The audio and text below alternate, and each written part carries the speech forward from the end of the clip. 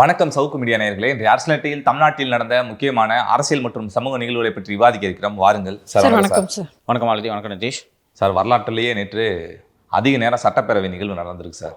எப்படி பார்க்குறீங்க? பாவம் நிறைய பேர் சுகர் பேஷண்ட்லாம் உள்ளே இருக்காங்க. அப்படி இருக்கப்ப இப்படி நடத்தினா என்ன சார் நியாயம்? எனக்கு உள்ளபடியே மிகவும் பெருமையாக இருக்கிறது. இந்தியாவில் எந்த மாநிலத்திலும் இல்லாத வகையில் மிக நீண்ட நேரம் நாம் நடத்தியிருக்கிறோம். தமிழக வரலாற்றில் முதல் முறையாக பிரேக் இல்லாமல் கண்டினியூஸாக இவ்வளவு நேரம் நடந்திருக்கிறது. அங்கே நடத்தப்படும் ஒவ்வொரு விவாதங்களும் மக்கள் சார்ந்து மக்களுக்காக நடத்தக்கூடிய விவாதங்கள் என்பதை நாம் கவனத்தில் கொள்ள வேண்டும். அங்கே 9-10 மணி நேரம் பேசியிருக்காங்க. 10 மணி நேரம் என்ன பேசுனாங்க? இந்த ஜான் அண்ணா விஜய் அண்ணாலாம் தூக்கி ஓரமாக வச்சு ஏவாவில் அவர்கள் மைக்கு நாங்கள் தான் பண்ணோம், மேசேஜ் நாங்கள் தான் பண்ணோம், அதெல்லாம் விட்டுரு. ஆனால் அதோட நோக்கம் என்ன? மக்களுக்கான பிரச்சனைகளை பேசக்கூடிய அவை அது. அந்த அவையில் அதை தைரியமாக வர சொல்கிறாங்க பாரு. அவங்க முன்னெல்லாம் 4 மணிக்கே போயிடுவான், 2 மணிக்கே போயிடுவான். இப்போ போட்டு உயிர் எடுக்கிறீங்க. அவங்க சின்ன பசங்க அவங்க இருக்காங்க. அப்போ சின்ன பசங்க கூட எதுக்கு போட்டி போடுற? நீ வயசாயிடுச்சு இல்லை? ஸோ சபாநாயகர் திரு பிரபாகர் அவர்கள் எல்லோருக்கும் வாய்ப்பு கொடுக்குறார். எல்லா உறுப்பினர்களும் கொடுக்கக்கூடிய கொஸ்டின்ஸை நீங்கள் எந்திரிச்சு பேசுங்க, நீங்கள் பதில் சொல்லுங்கள் என்று ஒரு ப்ராப்பர் டெமோக்ராட்டிக் செட்டப்பில் இந்த லெஜிஸ்லேட்டிவ் அசம்பிளி நடக்கிறது என்று நான் பார்க்கிறேன். அண்டு பல முறை நாமும் பேசிவிட்டோம். பல ஊடகங்களும் இதை பதிவு செய்திருக்கிறது. பல கோடி மக்கள் இந்த நேரலையை கண்டு ரசிக்கிறார்கள், கழிக்கிறார்கள், பங்கு பெறுகிறார்கள், விவாதிக்கிறார்கள்ன்றது பல இடங்களில் பதிவு செய்யப்பட்டிருக்கிறது. கிட்டத்தட்ட திருவிழா போல கொண்டாடுகிறார்கள் மக்கள் இந்த அவை நடவடிக்கைகளை. இன்னொன்று இதுதான் புதுசு. எப்படி ஐபிஎல் பார்க்குறாங்களோ அந்த மாதிரி அது மாதிரி பார்க்குறாங்க. மக்களுக்கு பொதுவாக இன்ட்ரெஸ்ட் வராது. ஒரு எடிட்லாம் பண்ணி முடிச்சு ஒரு அரை மணி நேரம் அனுப்புவாங்க. இவங்க என்ன போடுவாங்கன்னு தெரியாதான்னு ஜனங்க பார்க்க மாட்டாங்க. இன்னொன்று அந்த அரை மணி நேரமும் முழுமையாக எங்கேயும் ஒளிபரப்பாகாது. அரை மணி நேரம் ஃபுட்டேஜ் அசம்பிளி வெளியில் விடும். அசம்பிளி வெளியிடுற அந்த அரை மணி நேரம் ஃபுட்டேஜ்லேருந்து 1 நிமிஷம் 2 நிமிஷத்தை எடுத்து நியூஸ் சேனல்ஸ் போடுவாங்க. ஸோ காலையிலேருந்து நைட்டு வரைக்கும் இப்படி லைவாக ஒட்டுக்காக பார்த்து தமிழக மக்களுக்கு பழக்கமே இல்லை. கொண்டாடுகிறார்கள். நன்றாக போய் கொண்டு இருக்கிறது. இதில் ஒரு டெக்னிக்கல் பாயிண்ட்டை திமுக சொருகுறாங்க கொண்டு வந்து. நீங்கள் அவை குறிப்பிலேருந்து நீக்கிறீங்க, அதை எடுத்து ரீல்ஸில் போடுறாங்க. என்னங்க மறுவாதி உங்களுக்கு என்று கேட்கிறார்கள். டெக்னிக்கலாகவும் சட்டப்படியும் இது சரிதான். நம்ம ஏற்கனவே இது பற்றி பேசும்போது நான் சொன்னேன், அவையின் குறிப்புகளில் அவை இடம்பெறாது. சமூக வலைத்தளங்களில் இது பரவுவதை பற்றி அவை உறுப்பினர்கள் கவலை கொள்ள வேண்டியதில்லை என்று நான் நினைக்கிறேன். அப்போ நீக்கிற அளவுக்கு எதுக்கு பேசுகிறீங்க? பேசுறது தப்புன்றது உங்களுக்கே தெரியும். பேசிட்டு அதை அவை குறிப்பிலேருந்து நீக்குங்கலாம் சொல்கிறாங்க. ஸோ உங்கள் மீது தவறு. இப்போ என்ன ஆலோசித்து கொண்டிருக்கிறார்கள் என்றால் 15 நிமிஷம் லேகு கிரியேட் பண்ணுறதா ஆலோசிச்சுக்கிட்டு இருக்காங்க. அதாவது 10 மணிக்கு நடக்கக்கூடிய அவை 10:15 நமக்கு வரும். அது லைவ் அல்ல, அது லைவ் கிடையாது. ஸோ இதை பேரவை தலைவர் ஆலோசித்து கொண்டிருப்பதாக தகவல்கள் வருகின்றன. இதை இந்த அவை தலைவரும் இந்த அரசும் செய்ய வேண்டாம் என்று நான் கேட்டுக்கொள்கிறேன். மக்கள் அதை அப்படியே ஐபிஎல் மேட்ச் 15 நிமிஷம் லேகில் பார்த்தா நல்லா இருக்குமா? இதை டிங்கர் பண்ணாமல் அப்படியே விடுங்க. ஜனங்க கொண்டாடுறாங்க, எடுத்து போடுவாங்க தான் சின்ன பசங்க. அதுக்கு என்ன பண்ண முடியும்? லைவ்ல போறப்ப இந்த ஆட்டம் ஆடுறாங்களே சார். அப்போ 5 நிமிஷம் லேட்டெல்லாம் வந்து என்ன பண்ணுவாங்க? இல்லை, அப்படி பார்த்தா எக்ஸ்போஸ் ஆகுறது டிஎம்கே தான் சார்.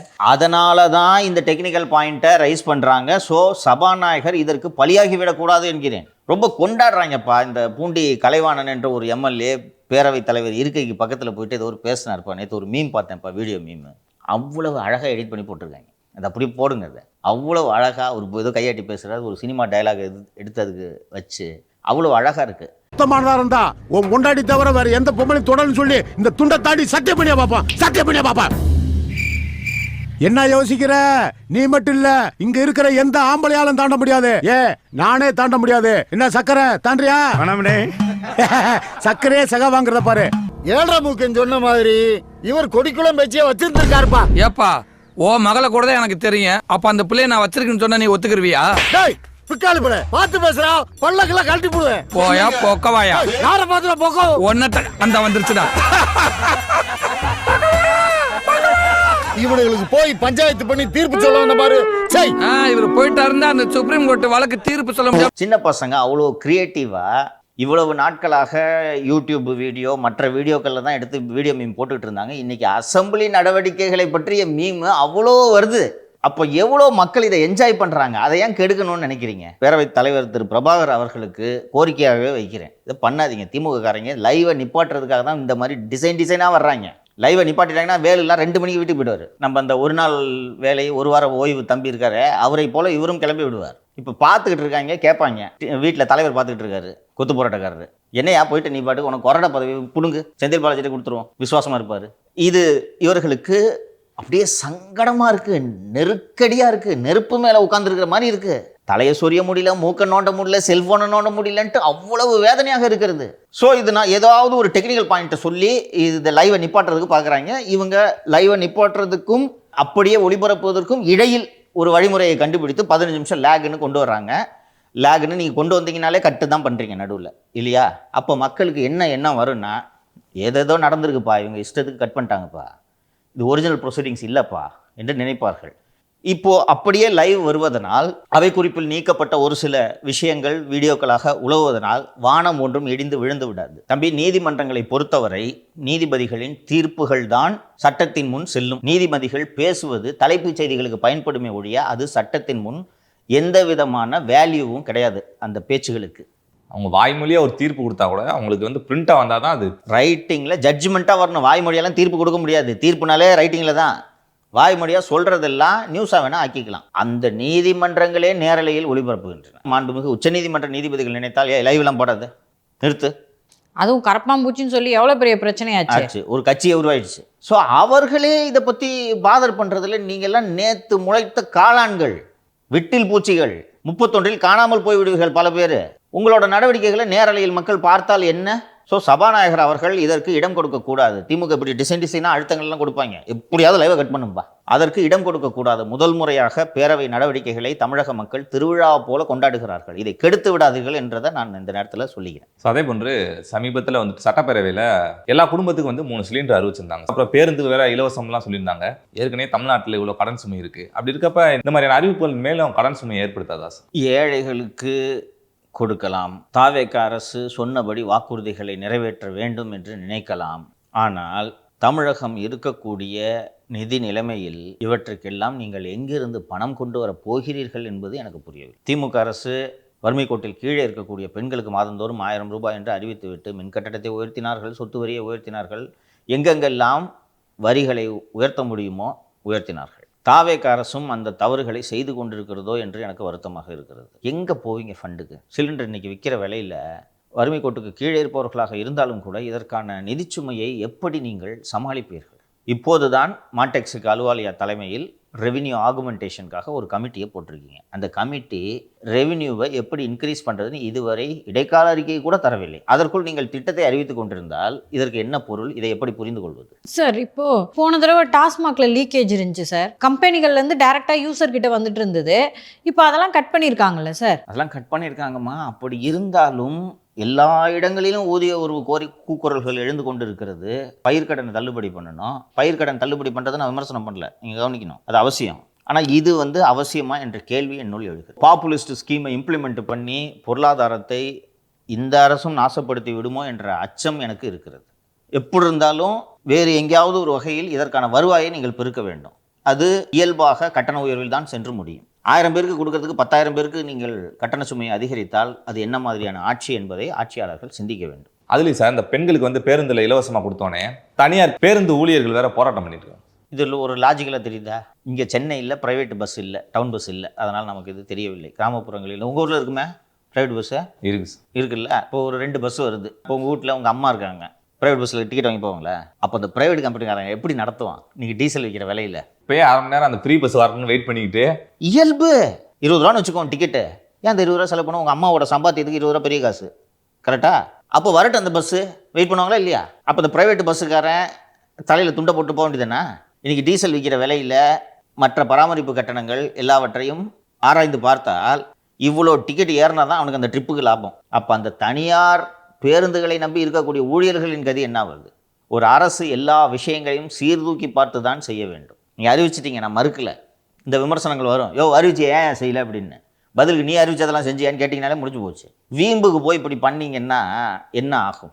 இந்த அரசு நல்ல எண்ணத்தில் செயல்படுகிறது என்பதை நான் புரிந்து கொள்கிறேன். ஆனால் அறிவுபூர்வமாக செயல்படுகிறதா என்றால் எனக்கு அதில் சந்தேகம் இருக்கிறது. எல்லா பஸ்ஸையும் ஃப்ரீன்னு அறிவிச்சிட்டேன், அது செஞ்சு தான் ஆகணும்னா இப்போது இந்த போக்குவரத்து கழகங்களுக்கு இந்த நட்டத்தை ஈடுகட்டுவதற்கு அரசு தானே பணம் கொடுக்கிறது. அது ஒரு கூடுதல் நிதி சுமையா?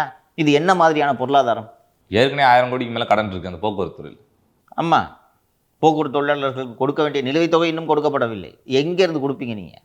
அதை செய்தால் கூட பரவாயில்லை. ஒரு மகளிருக்குன்னு அந்த விடியல் பேருந்துன்னு விட்டாங்கல்ல, பிங்க் பஸ்ஸு, அதில் இருக்கிறது ஓகே, புரிந்து கொள்ள முடியுது. அந்த பிங்க் பஸ் எப்போது வரும் என்று காத்திருந்து செல்வதை ஏற்றுக்கொள்ள முடிகிறது. அல்லது அந்த பிங்க் பேருந்துகளை, அந்த மகளிருக்கான இலவச பேருந்துகளை அதிகப்படுத்துங்கள், அதை புரிந்து கொள்ள முடிகிறது. சாதாரண பஸ்ஸு, டீலக்ஸ் லிமிடெட் ஸ்டாப் சர்வீஸ்ன்னு பிரத்யேகமாக வைத்திருக்கிறார்கள். சாதா பேருந்திலும் லிமிடெட் ஸ்டாப் சர்வீஸிலும் கட்டணங்கள் வேறுபாடு உண்டு இல்லையா? குறைந்த நிறுத்தங்களில் நிறுத்தக்கூடிய பேருந்துகளுக்கு கட்டணம் அதிகம், வேகமாக செல்லும் என்பதற்காக. அதுலேயும் ஃப்ரீனா அப்போ சாதா பஸ்ஸை எடுத்துருங்க. ஸோ அதிகாரிகளோடு ஆலோசித்து சீர்தூக்கி பார்த்து இது போன்ற திட்டங்களை இந்த அரசு செயல்படுத்த வேண்டும். எடுத்தேன் கவிழ்த்தேன் என்று செயல்படுத்துவது ஒரு நல்ல அரசுக்கு அழகல்ல. அவங்க கிட்ட ஏதாவது பிளான் இருக்கலாம் சார். இருக்கிற மாதிரி தெரியலம்மா. சரி, என்ன பிளான் சொல்லுங்கம்மா? எல்லா பஸ்லையும் ஃப்ரீமா. இப்போ இந்த ப்ரைவேட் பஸ் சொன்னானே தம்பி, இந்த ப்ரைவேட் பஸ் என்ன பிளான் சொல்லுங்க தெரிஞ்சுக்கோ. இல்லை, அந்த பிளானை நான் சொல்லலை. பொருளாதாரத்தை மேம்படுத்துவதற்கு இந்த மாதிரி இலவசங்கள் கொடுக்கறதுக்கு அவங்ககிட்ட ஏதாவது பிளான். அப்படி இதையும் சேர்த்துங்க, எம்எல்ஏங்களுக்கு கார் கொடுக்கறதுக்கு என்ன பிளான் இல்லாமல் தான் நீங்கள் பொருளாதார வல்லுநர்களை வைத்து கமிட்டி போட்டிருக்கிறீர்கள். அவங்க அறிக்கையை தரட்டும், இவ்வளோ ரெவென்யூ வரும் என்று அந்த அறிக்கை வந்த பிறகு அந்த அறிக்கையின் அடிப்படையில் எனக்கு இப்போ 10,000 கோடி வருது, இந்த 10,000 கோடி நான் இப்படி செலவு செய்கிறேன் என்பது என்னால் புரிந்து கொள்ள முடிகிறது, நான் ஏற்றுக்கொள்வேன், நான் எதிர்ப்பு தெரிவிக்க மாட்டேன். நீங்கள் சொன்னீங்கல்ல இந்த டாஸ்மாகில் ரெவென்யூ லீக்கேஜ், அதையெல்லாம் அந்த குழு ஆராய்ந்து இங்கேருந்து ஒரு 2,000 கோடி வரும், அங்கேருந்து ஒரு 1,500 கோடி வரும், மொத்தமாக உங்களுக்கு ஒரு மாதத்துக்கு அடிக்ஷனலாக 1,000 கோடி வருது என்று சொன்னால் 1,000 கோடி வருதா? 2 சிலிண்டர் தரேன், எல்எஸ்எஸ்ல மட்டும் ஃப்ரீ பண்ணுங்க, செருப்பு தகுந்த மாதிரி காலை வெட்டுறது. சார் அதே போன்று க்ரீன் எனர்ஜியை வந்து ஊக்குவிக்கிற மாதிரி 20,000 சார்ஜிங் ஸ்டேஷனை அமைக்க அரசு திட்டமிட்டிருக்காங்களா சார்? இது ஒரு நல்ல முன்னெடுப்பு தானே சார்? உலகம் முழுக்கவே பசுமை எரிசக்தியை நோக்கி பயணித்து கொண்டிருக்கிறது. ஃபாசில் ஃபியூவல்ஸோட பயன்பாடுகளை குறைக்க வேண்டும் என்று உலகம் முழுக்கவே அதை நோக்கி தான் பயணித்து கொண்டிருக்கிறது. அந்த அடிப்படையில் இந்தியாவிலும் மத்திய அரசு இதற்கான முன்னெடுப்பை செய்து கொண்டிருக்கிறது. இந்த இவி வெஹிக்கிள்ஸ், பேட்டரியில் ஓடக்கூடிய வாகனங்களுக்கு ஏராளமான கட்டண சலுகைகள் எல்லாம் வழங்கப்படுகின்றன. இப்போ ரொம்ப இந்த இவி வெஹிக்கிள்ஸ் பாப்புலர் ஆகாமல் இருப்பதற்கு காரணம் அந்த வாகனங்களை சார்ஜ் செய்வதற்கு சார்ஜிங் ஸ்டேஷன்ஸ் குறைவாக இருக்கிறது. குடியிருப்புகளில் கட்டிக்கொள்கிறார். இப்போது ஹைவேஸில் போயிட்டுருக்கீங்க, திடீர்னு சார்ஜ் தீர்ந்து போச்சுன்னா எங்கே போய் சார்ஜ் பண்ணுவீங்க? பெட்ரோல்னா போட்டுக்கலாம் பங்க்கில். ஸோ இது போல் 20,000 சார்ஜிங் ஸ்டேஷன்ஸை உருவாக்க போகிறோம் என்று எரிசக்தித்துறை அமைச்சர் திரு நிர்மல்குமார் அவர்கள் சட்டப்பேரவையில் அறிவித்தார். இப்போது இந்த பேட்டரி வாகனங்களுக்கும் சார்ஜிங் ஸ்டேஷன்ஸுக்கும் முக்கியமான மூலப்பொருள் என்ன? கரண்ட்டு. சரிப்பா, கரண்ட்டு தான்ப்பா. இந்த கரண்ட்டை உருவாக்குறதுக்கு என்ன மாதிரியான மெட்டல் வேணும்? காப்பர். இந்த மின்சார வாகனங்களின் பயன்பாட்டுக்காக 250% காப்பரோட தேவை கூடுதலாக தேவைப்படுகிறது என்று ஆய்வுகள் சொல்கின்றன. ஏற்கனவே காப்பர் பற்றாக்குறை ஏற்பட்டு சீனாவிலிருந்து இறக்குமதி செய்யும் நிலைக்கு சென்று விட்டோம். இப்போ இந்த ஸ்டெர்லைட் ஆலையை திறப்பதற்கு அரசு என்ன நடவடிக்கை இதுவரை எடுத்திருக்கிறது? இது ரெண்டும் ஹேண்ட் இன் ஹேண்டு போகணும். 20,000 சார்ஜிங் ஸ்டேஷன் போடுறீங்க, அப்போ இந்த 20,000 சார்ஜிங் ஸ்டேஷனுக்கு அதிக விலை கொடுத்து சீனாவிலேருந்து இறக்குமதி செய்ய போகிறீர்களா? இங்கே இருக்குல்ல, கையில் உள்ளங்கையில் இருக்குல்ல, அதற்கு என்ன நடவடிக்கை எடுத்தீர்கள்? அந்த சார்ஜிங் ஸ்டேஷன் இன்க்ரீஸ் பண்ணுறோம், இவி வெஹிக்கிளுக்கு சப்சிடி கொடுக்குறோன்றதோடு சேர்த்து இதற்கான ஏற்பாடுகளையும் செய்கிறோம் என்று இந்த அரசு சொல்லியிருக்க வேண்டும். எப்படி துணிந்து பரந்தூர் விமான நிலையம் ரத்து என்று அறிவித்தாரோ அதுபோல துணிந்து இந்த ஸ்டெர்லைட் ஆலையை திறப்பதற்கான முன்னெடுப்பையும் இந்த அரசு செய்ய வேண்டும். திமுக அதிமுக ரெண்டுமே இறந்தவர்களை வைத்து அரசியல் செய்தது. குறிப்பாக திமுக பின அரசியல் செய்வதில் கைதேர்ந்த கட்சி. நாட்டின் பொருளாதாரத்தை மனதில் வைத்து இப்போது ஸ்டெர்லைட் ஃபேக்ட்ரி திறந்துச்சுன்னா கவர்மெண்ட்டுக்கு வருஷத்துக்கு 5,000 கோடி கிடைக்குதுன்னு வச்சுக்கோம் ஒரு வாதத்துக்கு. ஏன் விடணும்? அது ஒரு கூடுதல் வருவாய் தானே, அவங்களும் லாபம் சம்பாரிச்சிருப்பாங்க, உங்களுக்கும் வருவாய் வரப்போகுது. இப்போ மூடி வச்சு என்ன பண்ணுறீங்க நீங்கள்? ஸோ அரசு இதற்கான முன்னெடுப்பை செய்ய வேண்டும். க்ரீன் எனர்ஜியில் நீங்கள் காட்டுற அந்த ஆர்வத்தை அந்த க்ரீன் எனர்ஜிக்கு அடிப்படை மூலப்பொருளான காப்பர் உற்பத்தியிலும் செலுத்த வேண்டும். புது ஃபேக்ட்ரி கட்டுங்க, காப்பர் ஸ்மெல்டர் கட்டுங்கன்ட்டு உங்கள்கிட்ட யாரும் சொல்லலை. இருக்கிறத திறந்தீங்கனாலே தானாக வரும், பல ஆயிரம் மக்களுக்கு வேலைவாய்ப்பு கிடைக்கும். வேலைவாய்ப்பை உருவாக்குறோம் நீங்கள் சொல்லிட்டு இருக்கீங்க. இல்லை சார், அவங்க தூத்துக்குடியில் ஏதோ காற்று மாசுபடுதுன்னா சொல்கிறாங்க, அதெல்லாம் ஆய்வு பண்ணிவிட்டு அவங்க திறக்கலாம். தாராளமாக பண்ணுங்க. அவங்களே இப்போ க்ரீன் காப்பர் என்ற புது கான்செப்டோடு வந்து விட்டார்கள். அதை ஆய்வு செய்து மக்களோட மனக்குழப்பத்தை நிவர்த்தி பண்ணிட்டு பண்றதுல என்ன சிக்கல்? இதையிலையும் திமுக கலகம் பண்ணோம். நீங்க இன்னைக்கு திங்கக்கிழமைன்னு சொன்னா உட்காந்து 1 மணி நேரம் பேசுவாங்க. நீ ஏன் நேற்று ஞாயிற்றுக்கிழமை என்று சொல்லவில்லை? தாவேக அரசு உள்நோக்கத்தோடு இன்று திங்கக்கிழமை என்று சொல்கிறதுன்னு 1 மணி நேரம் பேசுவார் வேலு. ஸோ அதையெல்லாம் சமாளித்து தான் ஆக வேண்டும். கடந்த ஆட்சியெல்லாம் பார்த்தீங்கன்னா பரந்தூரை லிட்டரலாக தனிமைப்படுத்தி வச்சுருந்தாங்க. அந்த டைம்லலாம் சிபிஎம் சிபிஐலாம் ஒரு வாய் திறந்து எதுவுமே கேட்கல. இத்தனைக்கும் மக்கள் கதறிட்டு இருந்தாங்க, அது எங்களோட நிலங்கள் அப்படின்னு சொல்லிட்டு. இப்போ சிபிஎம் சொல்கிறாங்க எடுத்த நிலங்களை விவசாயிகள்கிட்டே கொடுங்கன்னு. கீர்த்தனா சட்டசபையில் சொன்னாங்க, நாங்கள் எடுத்த நிலங்களை வேற காரணங்களுக்காக பயன்படுத்திக்க போகிறோம்னு சொல்லிட்டு. இது எப்படி சார் பார்க்குறீங்க? ஜான் அண்ணாவின் தங்கை சொன்னது அரசின் கொள்கை முடிவு, அது சரி. நீங்கள் இந்த லேண்டுக்கான காம்பன்சேஷன் என்னன்றதை நீங்கள் பார்க்கணும். இன்றைக்கி சந்தை விலை 1 லட்சம் ரூபாய் என்றால் 3.5 லட்சம் ரூபாய் கொடுத்து அரசு இந்த நிலத்தை வாங்கியிருக்கிறது. என்ன நடந்துகிட்டு இருக்குன்ற கதைக்கு பின்னாடி வர்றேன். வாங்கியிருக்கிறது. அப்படி இருக்கும்போது அந்த பணம் என்ன ஆகுது? இது கவர்மெண்ட்டா இல்லை தர்மசத்திரமா? அவங்களே சொல்றாங்க சார், அந்த லாஸ் போடும்போதே விதிகளின்படியே சார் நிலங்கள் எதுக்காக வாங்கப்பட்டதோ அதுக்கு பயன்படுத்தலைன்னா திருப்பி கொடுத்துடணுமா, காசை கேட்கக்கூடாதான். அறிவார்ந்த தோழர் சண்முகம் அவர்கள் அந்த நில ஆர்ஜித சட்டத்தை ஒரு முறை படிக்க வேண்டும். அந்த சட்டத்தோட ஃபர்ஸ்ட் கிளாஸே 5 ஆண்டுகளுக்குள் எடுக்கப்பட்ட நிலம் அந்த பயன்பாட்டுக்கு பயன்படவில்லை என்றால் திருப்பி கொடுக்கலாம், கொடுக்க வேண்டும் என்றல்ல, கொடுக்கலாம் என்று இருக்கிறது.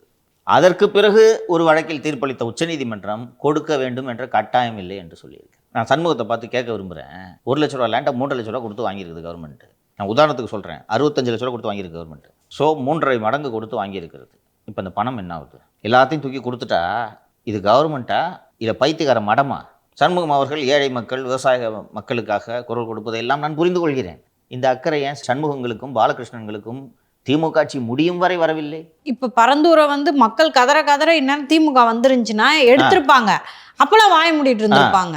மாலதி, நாங்கள் 2-3 முறை போயிருக்கிறேன். உங்கள்கிட்ட நான் ஏற்கனவே பதிவு செய்திருக்கிறேன். தனி தீவு போல், இன்னொரு நாடு போல வைத்திருந்தார்கள். இன்னொரு நாட்டுக்கு எப்படி கடவுச்சீட்டும் விசாவோடும் நீங்கள் அங்கே செல்ல வேண்டுமோ அது போல ஓட்டர்ஸ் ஐடி, ஆதார் எல்லாத்தையும் எழுதி என்ட்ரி போட்டு மைக்கில் கேட்டு இந்த வண்டியில் வந்திருக்காங்க சார், இந்த ரீசனுக்குன்னு சொல்கிறாங்க, விடலாமா வேணாமா? அப்படித்தான் உள்ளே விடுவார்கள். அன்னைக்கு ஏன் பாலகிருஷ்ணனும் சண்முகமும் போலங்க? இருக்கிற பிரச்சனையை பேசலாம் சார். பிரச்சனையே இல்லாதத, மக்கள் கோரிக்கையே வைக்காததை நீங்க இப்ப எதுக்கு கேட்குறீங்க? இந்த அரசாவது சிபிஎம் சிபிஐ ஆதரவில் செயல்படுகிறது. திமுக ஆட்சி உங்களது ஆதரவில் செயல்படவில்லை. அப்போது மக்கள் பிரச்சனைகளை வெளிப்படையாக பேசுவதில் உங்களுக்கு என்ன தயக்கம்? 25 கோடி தடுத்ததா? வாங்கிய காசுக்கு விசுவாசமாக இருந்தீர்களா? அப்படித்தானே புரிந்து கொள்ளணும். இபிஎஸ்லாம் கேட்டுட்டாரு. முதல்லலாம் வந்து கூட்டணின்னு சும்மா சொல்லுவாங்க, ஏதாவது பிரச்சனைன்னு இருந்தா வந்து கேட்பாங்க. அப்படி இப்போ கம்யூனிஸ்டுகள் கேட்கறதே இல்லைன்னு சொல்லி இருக்குதாருல. அப்போ இந்த கவர்மெண்ட் வந்து 100 நாளுக்குள்ள 100 போராட்டத்தை அறிவிக்கிறீங்க, 100 அறிக்கை விடுறீங்க. நான் முன்பே சொன்னேன், மன்மோகன் சிங் ஆட்சிக்கு வலுவான காரணங்கள் இல்லாமல் இவர்கள் ஆதரவை வாபஸ் வாங்கியதிலிருந்து தொடங்கியது இவர்கள் சரிவு. இந்தியாவிலேயே அதிக எண்ணிக்கையில் எம்பிக்கள் வைத்திருந்த கட்சி இடதுசாரிகள்ப்பா. அவ்வளவு செல்வாக்க இருந்தாங்க. அன்னைக்கு தொடங்கிய சரிவு இன்னைக்கு சிறுத்து கடுகு போல ஆகிவிட்டார்கள். நீ ஆதரவு வாபஸ் வாங்கலாம், அதனால் இந்த அரசு விழப்போவதில்லை. அண்ணன் அன்புமணி அங்கே தயாராக கதவுக்கு வெளியே காத்து கொண்டிருக்கிறார். விட்ட கப்புனு உள்ள வந்துடுவார். அந்த விசிகை மட்டும் பற்றி விடுங்க, நான் வந்துடுறேன். விசிகை 2, சிபிஎம் 2, சரியா போச்சா? 4. அப்படியே ஒருவேளை இந்த அரசு மைனாரிட்டி அரசாக மாறினாலும் கொத்து பரோட்டா சாப்பிட்டவர் நன்றியை மறந்து விடுவாரா? இந்த ஆட்சியை கவிழ விடுவாரா? ஓடி வந்து உள்ளங்கையில் தாங்க மாட்டாரா? உங்களை வைத்துத்தானே 2029 தேர்தலுக்கே அவர்கள் திட்டமிட்டு கொண்டிருக்கிறார்கள். உங்கள் ஆட்சியை கவிழ விட்டு விடுவார்களா? நீங்களும் அதையெல்லாம் புரிந்து கொண்டு தானே கொத்து பரோட்டாவை டிஃபன் பாஸ்கில் போட்டு எடுத்துக்கொண்டு சென்றீர்கள். அப்புறம் எப்படி கவர போகுது இந்த அரசாங்கம்? இது கவுந்து சிபிஎம் எல்லாம் சேர்ந்து திருப்பி நீங்கள் அதிமுகவே திமுகவே ஆட்சிக்கு கொண்டு வரத பிஜேபி வேடிக்கை பார்த்துட்டு இருக்குமா? ஆதரவு கொடுத்தா நிம்மதியாக ஆட்சி பண்ண விடுங்க. நசன்னு காலையில் ஒரு பஞ்சாயத்து, மதியம் ஒரு பஞ்சாயத்து, நைட்டு ஒரு பஞ்சாயத்து, அவ்வளோ என்ன சிறப்பான ஆட்சியாக நடந்துச்சு 21 26 வரைக்கும்? வாயில கொழுக்கட்டை வச்சுட்டு உட்காந்துருந்தீங்க. பரந்தூர் மக்கள் மேல வழக்குகள் இருக்கு, அதை திரும்ப பெறணும்னு கேட்டா கூட ஒரு லாஜிக் இருக்கு. இன்னைக்கு என்ன வந்து எங்களுடைய நிலங்களை திருப்பி தாருங்கன்னு சொல்லிட்டு விவசாயிகள்லாம் போராட்டம் பண்ணிட்டு இருக்காங்களா? மாலதி, காலையில தான் ஒரு சுப்பிரமணியிட்ட பேசினேன். எல்லாம் பணத்தை வாங்கி கல்யாணம் பண்ணிட்டாங்க, வீடு கட்டிட்டாங்க. 1 ஏக்கர் லேண்டை வித்துட்டு 10 சென்ட் வாங்க முடியலையா? பக்கத்தில் போய் ஏர்போர்ட் வருதுன்னா 50 கிலோமீட்டர் விலையேறிச்சான். இப்போ அதை சொல்லிடுறேன். ஒரே ஒரு உதாரணத்தை சொன்னார். ஒருவர் 60 லட்சம் ரூபாய்க்கு 1 ஏக்கரை வாங்கியிருக்கிறார். அரசின் அறிவிப்பு வருவதற்கு முன்னால் இந்த நிலப்பரங்களில் ஈடுபடக்கூடிய ஒரு தொழில் செய்யக்கூடிய மார்வாடி ஒருவர் 4 கோடிக்கு அந்த லேண்டை கேட்டிருக்கார். இவர் ஏர்போர்ட் ஒர்க்கு ஸ்டார்ட் ஆயிடுச்சுன்னா இது 5 கோடி ஆகும், அப்புறமா பண்ணிருக்கார். இப்போ 4 கோடி வேணாம், 2 கோடிக்கு வாங்கிக்கான்னா 50 லட்சத்துக்கு கூட வாங்க மாட்டேன்ட்டாங்க. பரந்தூர் விமான நிலைய திட்டம் அறிவிக்கப்படுவதற்கு முன்பு ஒரு சதுர அடி 500 ரூபாய் விற்று கொண்டிருந்தது. விமான நிலைய திட்டம் ரத்து செய்வதற்கு முன்பு ஒரு சதுர அடி 2500. இன்று மீண்டும் 500 ரூபாய். 500 ரூபாய்க்கு வாங்க ஆள் இல்லை. அதாவது இப்போ நீ 8 ஏக்கர் வச்சுருக்க, மாலதி 10 ஏக்கர் வச்சுருக்காங்க, நான் ஒரு 9 ஏக்கர் வச்சுருக்கேன். பெரிய பெரிய நில முதலைகள் நம்ம 3 பேர்கிட்டேருந்து வாங்கி அது ஒரு பெரிய ரியல் எஸ்டேட் ப்ராஜெக்ட் ஆக்கி கால்ஃப் கோர்ஸ் இது அதுன்ட்டு எல்லாம் பண்ணி முடிச்சிட்டாங்க. இப்போ யாருக்கிட்ட விற்ப? அப்படியே தலையில் துண்டை போட்டுக்கிட்டு வேதனையில் உருளுகிறார்கள், பிறழுகிறார்கள். கருப்பு நாள், அதான் கருப்பு நாள். ஸோ இப்போ என்ன பண்ணிகிட்டு இருக்காங்களா? திமுக சொம்புகள் அங்கே நிலம் வாங்கியிருக்கோம் அல்லவா, அவர்களிடம் போய் இந்த டிஆர்பி ராஜா குழுவினர், நாங்கள் ஏர்போர்ட்டுக்கு தான் நிலத்தை கொடுத்தோம், நீங்கள் என்ன திடீர்னு ட்ராப் பண்ணுறீங்கன்னு நீங்கள் போராட்டம் பண்ணுங்கள் ஹைவேஸில் உட்காந்து. இன்னுமா நம்பிக்கிட்டு இருக்கீங்க ஏர்போர்ட் வரப்போகுதுன்னு? அதாவது 5-6 ஆண்டுகளாக ஊழலில் திளைத்து சம்பாதித்த மொத்த பணத்தையும் அங்கே இன்வெஸ்ட் பண்ணிட்டாங்கப்பா. 2 காரணம். ஒன்று, எப்படி இவ்வளோ தூரம் ஆக்ஷன்லாம் எடுத்தாச்சு, கலைச்செல்வி மோகனை விட்டு இவ்வளோ பேர்கிட்ட 900 ஏக்கர் வாங்கியாச்சு, இதுக்கு மேலே எப்படி ட்ராப் பண்ணுவாங்க? 1. 2வது, திமுக ஆட்சிக்கு வராமல் வேறு எந்த கட்சி ஆட்சிக்கு வரப்போகிறது, எப்படி நிற்கும் அப்படின்னு நினச்சி பரம்பரை சொத்தெல்லாம் விற்று வாங்கியிருக்காங்க. இப்போது பரதேசிகளாய் தெரிந்து கொண்டிருக்கு. அதான் இது ஷேர் மார்க்கெட்டில் பணம் போடுற மாதிரி தானே சார்? ஆல்மோஸ்ட். நான் ஏற்கனவே சொன்னது போல ஒரு பெரிய மாஸ்டர் ஸ்ட்ரோக்கை சாதாரணமாக விஜய் செய்து முடித்து விட்டார். அன்னபூர்ணின்ற திட்டத்தில் வந்து 3 சிலிண்டர் இப்போ ஃப்ரீயாக தராங்க, பஸ் ஃப்ரீயாக விடுறாங்க. அதுக்கப்புறம் லஞ்சத்தை வந்து பெருமளவில் இப்போ வந்து குறைச்சிருக்காங்க. அதுக்கான முயற்சிகளை மேற்கொண்டுட்டு இருக்காங்க. ஸோ இந்த அரசு ஏதோ ஒன்று நல்லது பண்ண முயற்சிக்குதுன்னு இப்போ மக்கள் எல்லாருக்குமே தெரியுது. அப்படி இருக்கும்போது இன்னும் எப்படி சார் இது மாதிரி குடைச்சல் கொடுத்துக்கிட்டு திமுக நம்பிக்கையோடு இருக்குது? திமுக நம்பிக்கையோடு இருப்பது என்னால் புரிந்து கொள்ள முடிகிறதுமா. அவங்க இன்னும் டெனியல் மோடில் இருக்காங்க. டெனியல் மோடை விட்டு அவங்க வெளியிலே வரல. இல்லை இது ஏதோ ஒரு மிஸ்டேக்கு, கவுத்தரலாம், 10 எம்எல்ஏ தூக்கிடலான்ற நினைப்பில் இருக்காங்க. கம்யூனிஸ்ட்டுகளுக்கு அறிவு எங்கே போனது என்பது தான் எனக்கு புரியவில்லை. சரிப்பா, அதில் வாபஸ் வாங்கிட்டீங்க, கவுந்துருதுன்னே வச்சுக்குவோம். மக்கள் உங்களை மன்னிப்பார்களா? நாமளே கிட்டத்தட்ட ஒரு 2 மாதமாக சிலாகிச்சு பேசிக்கிட்டு இருக்கோம். சிலாகிச்சு இந்த விஜய் அரசை பாராட்டி நமக்கு அரசு பதவிகள் வாங்க வேண்டும் என்பதற்காக அல்ல, உள்ளபடியே மனதார இந்த மாற்றங்கள் மகிழ்ச்சியை தருகின்றன. இதுக்காக தானே இவ்வளோ கஷ்டப்பட்டு நம்ம மீடியா நடத்திட்டு இருக்கிறது. அப்போ அந்த மாற்றத்தை ஒருவர் செய்து காட்டுகிறார். அப்போது இந்த அரசுக்கு, இந்த அரசு செய்யும் நற்காரியங்களுக்கு நாம் துணை நிற்க வேண்டும்ன்றதுக்காக தான் நாம் உள்ளிட்ட பலர் பேசி கொண்டிருக்கிறார்கள். அப்போ நச்சு நச்சு நச்சு நச்சுன்னு தினந்தோறும் தொல்லை கொடுத்துக்கிட்டு ஆதரவையும் வாபஸ் வாங்கிட்டு மக்கள் கொண்டாடும் இந்த ஆட்சிக்கு எதிராக செயல்பட்டு விட்டு நீங்கள் தேர்தலில் நின்றால் உங்கள் கதி என்ன என்ற யோசனை உங்களுக்கு ஏன் வரவில்லை? மக்களிடமிருந்து எவ்வளவு அந்நியப்பட்டு போயிருக்கிறார்கள் கம்யூனிஸ்டுகள் என்பது தெரிகிறதா? இதனால் தான் இவர்கள் அருகி சுருங்கி போய் கொண்டிருக்கிறார்கள். மாஸ்கோவில் மழை பெய்தால் மயிலாப்பூரில் குடைப்பிடிப்பார்கள் கம்யூனிஸ்டுகள் என்று சொன்னதன் காரணம் இதுதான். மாஸ்கோவில் மழை பெய்து இங்கே ஏன் கொடை பிடிக்கிற? அவர்கள் அதற்கு ஒரு தத்துவார்த்த விளக்கத்தை கொடுப்பார்கள். ஆனால் நமக்கு அதெல்லாம் புரியாது. யோ, அங்கே மழை பெய்ஞ்சா அங்கே போய் கொடை பிடியா, இன்னும் யார் அஜிக்கு நீ பேசுறது, லெஃப்ட் சாலிடாரிட்டி அப்படிம்பாங்க, புரியாது. ஸோ மக்களை விட்டு விலகி தத்துவார்த்த விவாதங்களுக்குள் போய்த்தான் இவர்கள் நாசமாக போனார்கள். மீண்டும் நாசமாக போவதற்கான வேலைகளை செய்து கொண்டிருக்கிறார்கள். இவர்கள் நாசமாக போகட்டும் என்கிறேன். ஒரு ஆட்சி நடக்குது, நல்ல ஆட்சி நடக்குது. உங்கள் மாலதி சொன்னது மாதிரி முதல் முறையாக அரசு அலுவலகங்களில் லஞ்சம் குறைந்திருக்கிறது. இல்லாமல் போய்விட்டது என்று நான் சொல்ல மாட்டேன், குறைந்திருக்கிறது. பெரிய ப்ராஜெக்ட்ஸில் லஞ்சம் இல்லாமல் இருக்குது. கூடுமானவரை ஊழலை ஒழிப்போம் என்று சொல்வதை கம்யூனிஸ்டுகள் கொண்டாட வேணாமா?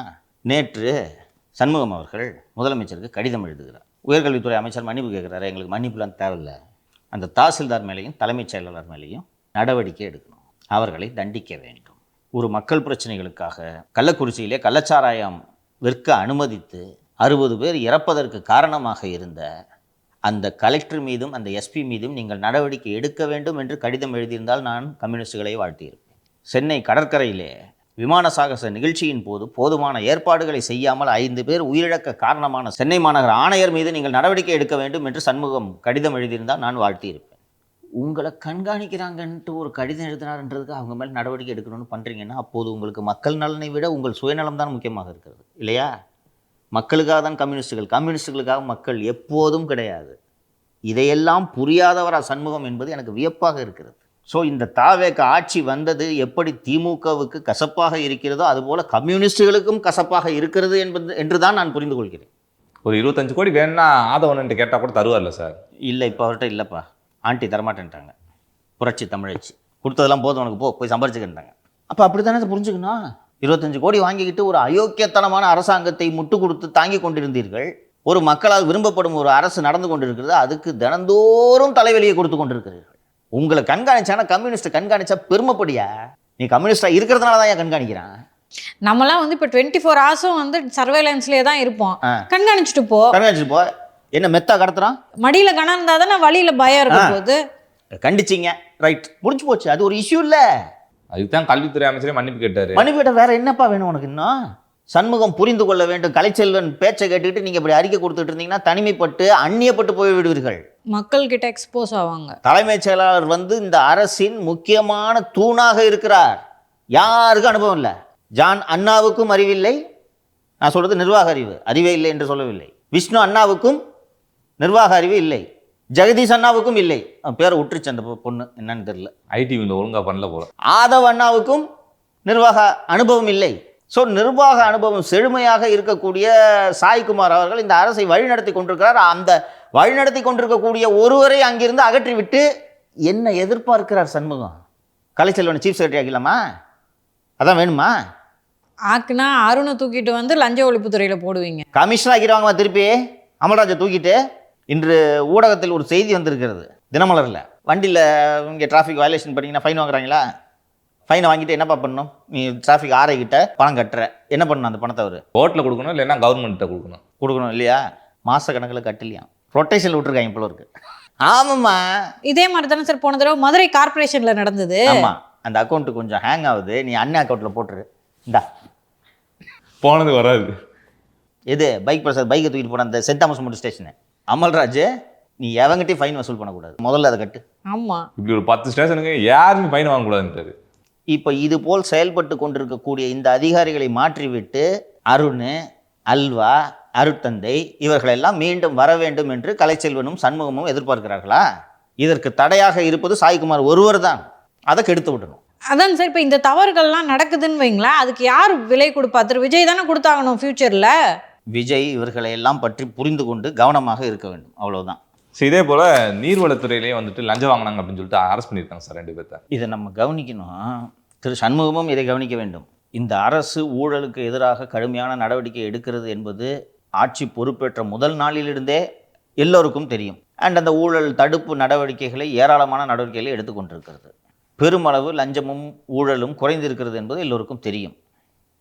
அப்படி இருந்தும் நீர்வளத்துள்ள 2 அதிகாரிங்க இப்படி லஞ்சம் வாங்குறாங்கன்னா எவ்வளோ நெஞ்செழுத்தம் இருக்கும். இவர்களை எளிதாக திருத்தி விட முடியும் என்று உங்களுக்கு தோன்றுகிறதா? பிடிக்கிறாங்க, ரொம்ப கடுமையாக இருக்காங்க என்பதெல்லாம் தெரிந்து கூட வாங்கி மாட்டுறாங்கன்னா கொஞ்சம் ஃப்ரீயாக விட்டால் இவர்கள் என்னென்னவெல்லாம் செய்வார்கள். இல்லை, இந்த மாதிரி லஞ்சம் வாங்கினாங்கன்னு சொல்லிட்டு ஒரு அரெஸ்ட் திமுக ஆட்சியில் நடந்துச்சா சார்? நடந்துச்சா? இதே போல் சார், இந்த டாஸ்மாகில் 10 ரூபா வாங்காதீங்க, 20 ரூபா வாங்காதீங்க அப்படின்னு சொல்லிட்டு அந்த துறை அமைச்சர் விக்னேஷ் அவர்கள் சொல்லி தவிச்சு போயிட்டாரு. அவங்களும் சஸ்பெண்ட் பண்ணுவான் அப்படி இப்படின்னு சொல்லிட்டு பல நடவடிக்கைகள் எடுப்புன்னு சொல்லிட்டு தொடர்ந்து வந்து சர்க்குலர் மட்டும் ரிலீஸ் ஆகிட்டே இருந்துச்சு சார். அதனால் மறுபடியும் வந்து வாங்கிட்டே இருக்காங்க அப்படின்னு சொல்லிட்டு இன்றைக்கி செய்தி வந்துருக்கு சார். என்னைக்கு சொன்னேன் இவங்க மாற மாட்டாங்கன்னு? ஒன்றுமே பண்ண முடியாதுப்பா தம்பி. மாதம் 3 லட்ச ரூபாப்பா. 3 லட்ச ரூபா எங்கே இருக்குது? 18,000 எங்கே பாருக்கு? மாதம் 3 லட்ச ரூபா தொடர்ந்து வரும்னு நம்பி கார் வாங்கியிருப்பாங்க, ஹவுசிங் லோன் போட்டிருப்பாங்க, வீடு கட்டியிருப்பாங்க, பக்கத்து ப்ராப்பர்ட்டியை விலை பேசியிருப்பாங்க. திடீர்னு நிறுத்துனா போய் சொல்கிறா சிஎம் கிட்ட, போடா குடியார நாய்க்கு பேச்சப்பாரு. இப்படி தான் இருக்கு அவங்க ஆட்டிடியூடு. ஒன்றுமே பண்ண முடியாது தம்பி. டிசைனாக உருட்டுவாங்க, தனியார் மயம் தவறு இவருன்ட்டுலாம் எல்லாம் சுற்றி பார்த்தோன்னா எதுக்குன்னா 10 ரூபா வாங்குறது. 10 ரூபால அந்த 30 ரூபாய் போயிடுச்சா சார்? அண்டு நேற்றை முன்தினமோ ஒரு செய்தி பார்த்தேன். டாஸ்மாக் கடைகளுக்கு அரசு மின் கட்டணத்தை செலுத்தும். அப்போ இவ்வளோ நாள் யார் செலுத்திட்டு இருந்தது? இது ஒரு சிஸ்டமா? எங்கேயாவது அரசு நிறுவனம் இப்படி இயங்குவதை கேள்விப்பட்டிருக்கிறீர்களா? இப்போ இந்த கட்டடத்துக்கு யார் பாப்பா ஈபி கட்டுறது? நம்ம தான் சார். யார் குடியிருக்காங்களோ அவங்க தானே ஈபி கட்டணும். ஒரு வீட்டுக்கு வாடகை போனோன்னா யார் கட்டுறது? குடியிருக்கவங்க கட்டணும். எங்கேயாவது ஒரு அரசு அலுவலகத்துக்கு எம்ப்ளாயிஸ் ஏப்பா நீ கட்டுப்பா, அதான் 10 ரூபா வாங்குறியா? எங்கேயாவது கேள்விப்பட்டிருக்கா? இது ஒரு சிஸ்டமாக 20 வருஷமாக ஓட்டிகிட்டு இருந்திருக்காங்க. அதான் ஒரு அண்டர்ஸ்டாண்டிங்கில் ஓடிட்டு இருந்திருக்கு. ஆமாம், அதான் 10 ரூபா வாங்குறல கட்டு. இது ஏற்றுக்க முடியுமா? தனியார் பண்ணலாம், அந்த புரியுதா? தனியார் பண்ணலாம், அரசு செய்யலாமா? முதல் முறையாக அது அரசு அலுவலகம் இல்லையா? டாஸ்மாக் கடைன்றது அரசு அலுவலகம், கரெக்டுங்களா?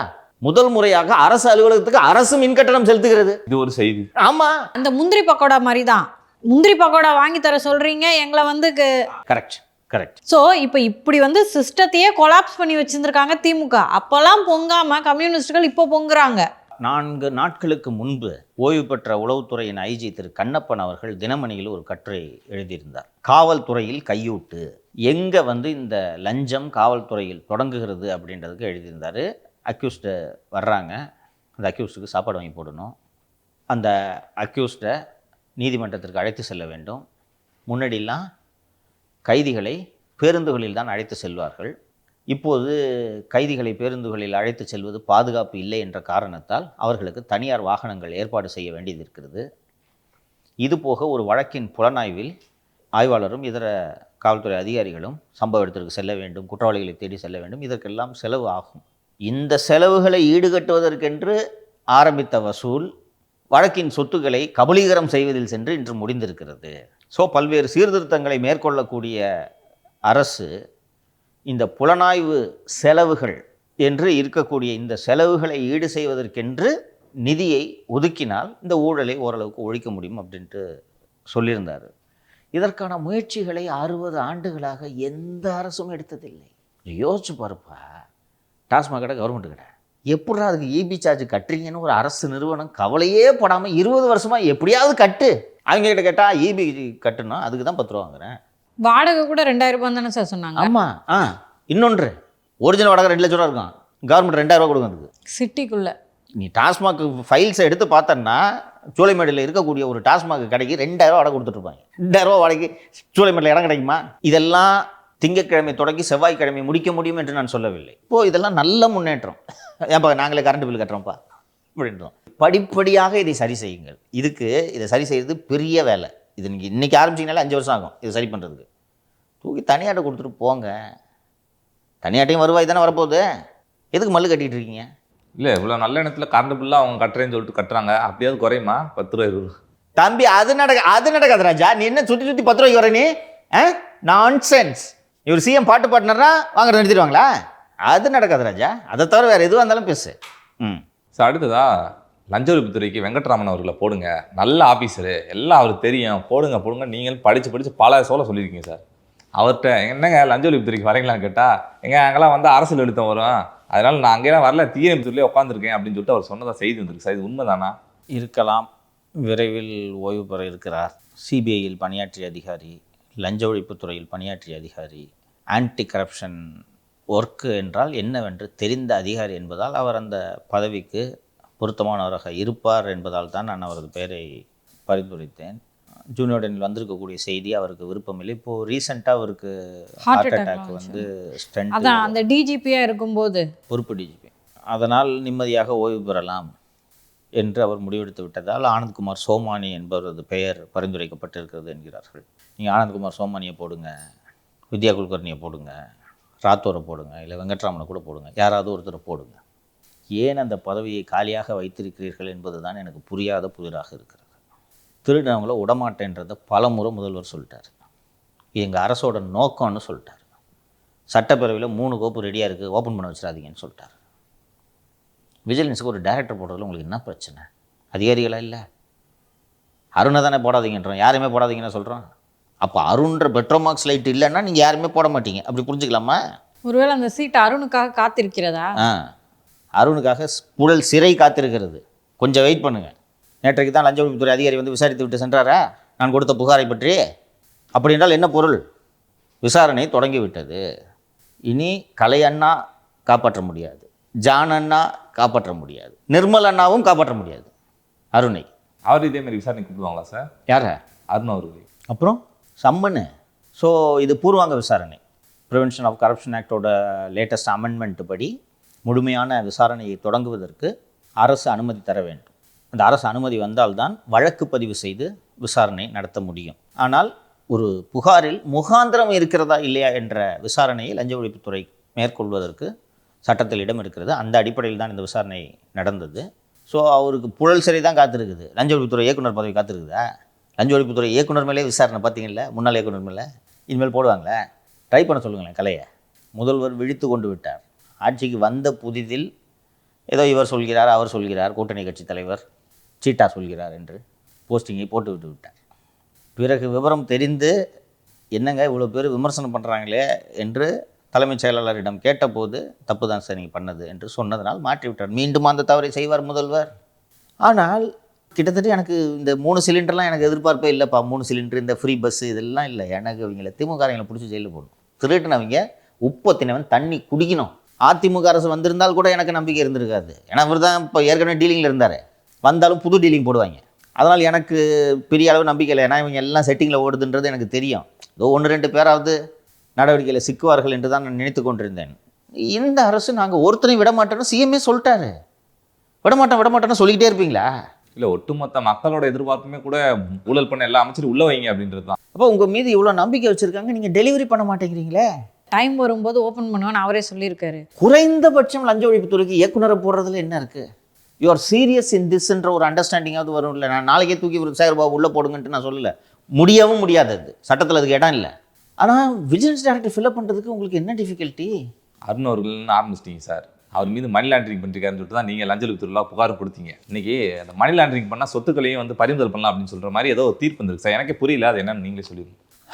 நீதிபதிகள் ஜி.ஆர். சுவாமிநாதன் மற்றும் லக்ஷ்மி நாராயணன் மிக முக்கியமான ஒரு தீர்ப்பை வழங்கியிருக்கிறார்கள்.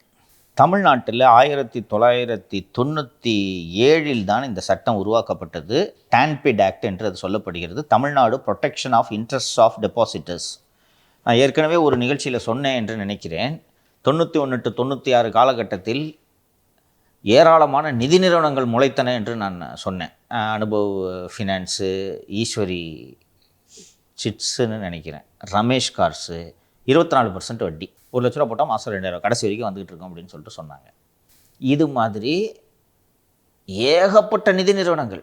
அப்போல்லாம் ஒரே ஒரு தொலைக்காட்சி தானே, தூர்தர்ஷன் மட்டும் தானே, அதில் விளம்பரம் வரும். Ramesh cars, Eswari finance, Anubhav finance. அப்புறம் இந்த தேக்கு மரம் கதை சொன்னேன்ல, ஞாபகம் இருக்கா? 2000 ரூபா கட்டினா உனக்கு 60,000 ரூபாயாக எப்போது 20 ஆண்டுகள் கழித்து உனக்கு வரும். உன் பேரில் இந்த தேக்கு மரத்தை கண்டு நட்டு விடுவார்கள். இப்படி ஏகப்பட்ட கம்பெனி.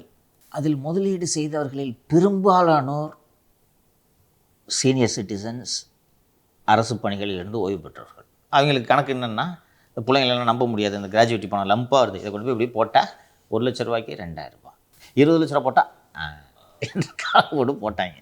ஜெயலலிதா ஆட்சி முடிவுற்றதும் ஒட்டு மொத்தமாக அத்தனை நிறுவனங்களும் திவாலாகின. எல்லாம் சட்ட சாத்திட்டு ஓடிட்டான். அப்போது 96 ஆட்சிக்கு வந்த திராவிட முன்னேற்ற கழகம் கொண்டு வந்த சட்டம் தான் Tamil Nadu protection of interest of depositors என்ற சட்டம். ஸோ இந்த சட்டத்தின் கீழ் வழக்குகள் பதிவு செய்யப்பட்டு பொருளாதார குற்றப்பிரிவு ஏராளமான வழக்குகளை 97 இன்றைக்கி வரைக்கும் விசாரிச்சிருக்காங்க. பல வழக்குகள் இன்றைக்கி நிலுவையில் இருக்குது. இதில் நடுவில் இந்த கோல்டு காயின், அப்புறம் உன் பேரில் லேண்ட் வாங்கி போகிறேன், இந்த கலைமகள் சபாலாம் அந்த கேட்டகிரி, இப்படியெல்லாம் வந்தது. ஸோ ஒரு ஆளுக்கு ஒரு இது மாதிரி ஒரு திவாலான ஒரு கம்பெனி சுபிக்ஷா அப்படின்னு, இது எப்படின்னு கேட்டால், உங்கள்கிட்ட பணம் வாங்கினா உன் பணத்தை வச்சு நான் மளிகை கடை ஆரம்பிக்கிறேன், இதுலேருந்து வர பணம் உனக்குன்னு சுபிக்ஷா ரீட்டைல்னு அது ஒரு ஆரம்பிச்சிச்சு. இதில் ஏராளமானவர் பணத்தை போட்டு அது திவாலாயிடுச்சு. அந்த சுபிக்ஷாவுக்கு சொந்தமாக ஒரு 10 கிரவுண்டு லேண்ட் இருக்குன்னு வச்சுக்கோ. அந்த 10 கிரவுண்டு லேண்டை இந்த டான்பிட் ஆக்டுக்கு கீழே தமிழ்நாடு அரசு கையகப்படுத்தி விட்டது. இதே வழக்கை அமலாக்கத்துறையும் விசாரிக்குது. அமலாக்கத்துறை என்ன பண்ணுது, அமலாக்கத்துறையும் அந்த 10 கிரவுண்ட் லேண்டை கையகப்படுத்திடுச்சு. இதில் பணம் போட்ட டெபாசிட்டர் நீதிமன்றத்துக்கு போகிறாரு. சார், எனக்கு இந்த லேண்டை விற்று என் காசை திருப்பி கொடுக்க சொல்லுங்கன்னு போகும்போது அமலாக்கத்துறை இது எங்கள் சொத்து, நாங்கள் அட்டாச் பண்ணியிருக்கோம் மணி லாண்டரிங் கீழே. அதாவது அமலாக்கத்துறையோட நோக்கம் என்னென்னா 10 நிமிஷம் திரும்பி போகக்கூடாது அவனுக்கும். இதில் ஒரு சட்ட சிக்கல் எழுகிறது. டான்பிட் ஆக்ட் மாநில சட்டம், money laundering act central government சட்டம், பாராளுமன்றம் இயற்றிய சட்டம். ஸோ பாராளுமன்றத்தில் இயற்றப்பட்ட சட்டத்திற்கு தான் முதன்மை, ஸ்டேட் ஆக்டுக்கு கிடையாது அப்படின்னு சொல்லி உச்சநீதிமன்றத்துக்குலாம் போயிட்டு மெட்ராஸ் ஹைகோர்ட்டில் ஜஸ்டிஸ் ஜி.ஆர். சுவாமிநாதன் மற்றும் திரு லக்ஷ்மி நாராயணன் ஆகியோர் அமர்வுக்கு விசாரணைக்கு வரும்போது அவங்க சொல்கிறாங்க, எல்லா சட்டங்களோட நோக்கமும் மக்களுக்கு நிவாரணம் வழங்குறது தான். பாராளுமன்றத்தில் இயற்றப்பட்ட சட்டன்றதுனால சட்டம் அது பெரிய சட்டம்லாம் எடுத்துக்க முடியாது. இதில் பணம் போட்டதில் 34 பேர் செத்தே போயிட்டாங்க, எப்போது கொடுக்க போகிறோம் அப்படின்னு சொல்லிட்டு டான்பிட் ஆக்டில் பண்ண அட்டாச்மெண்ட்டு தான் செல்லும் என்று தீர்ப்பளித்திருக்கிறார்கள்.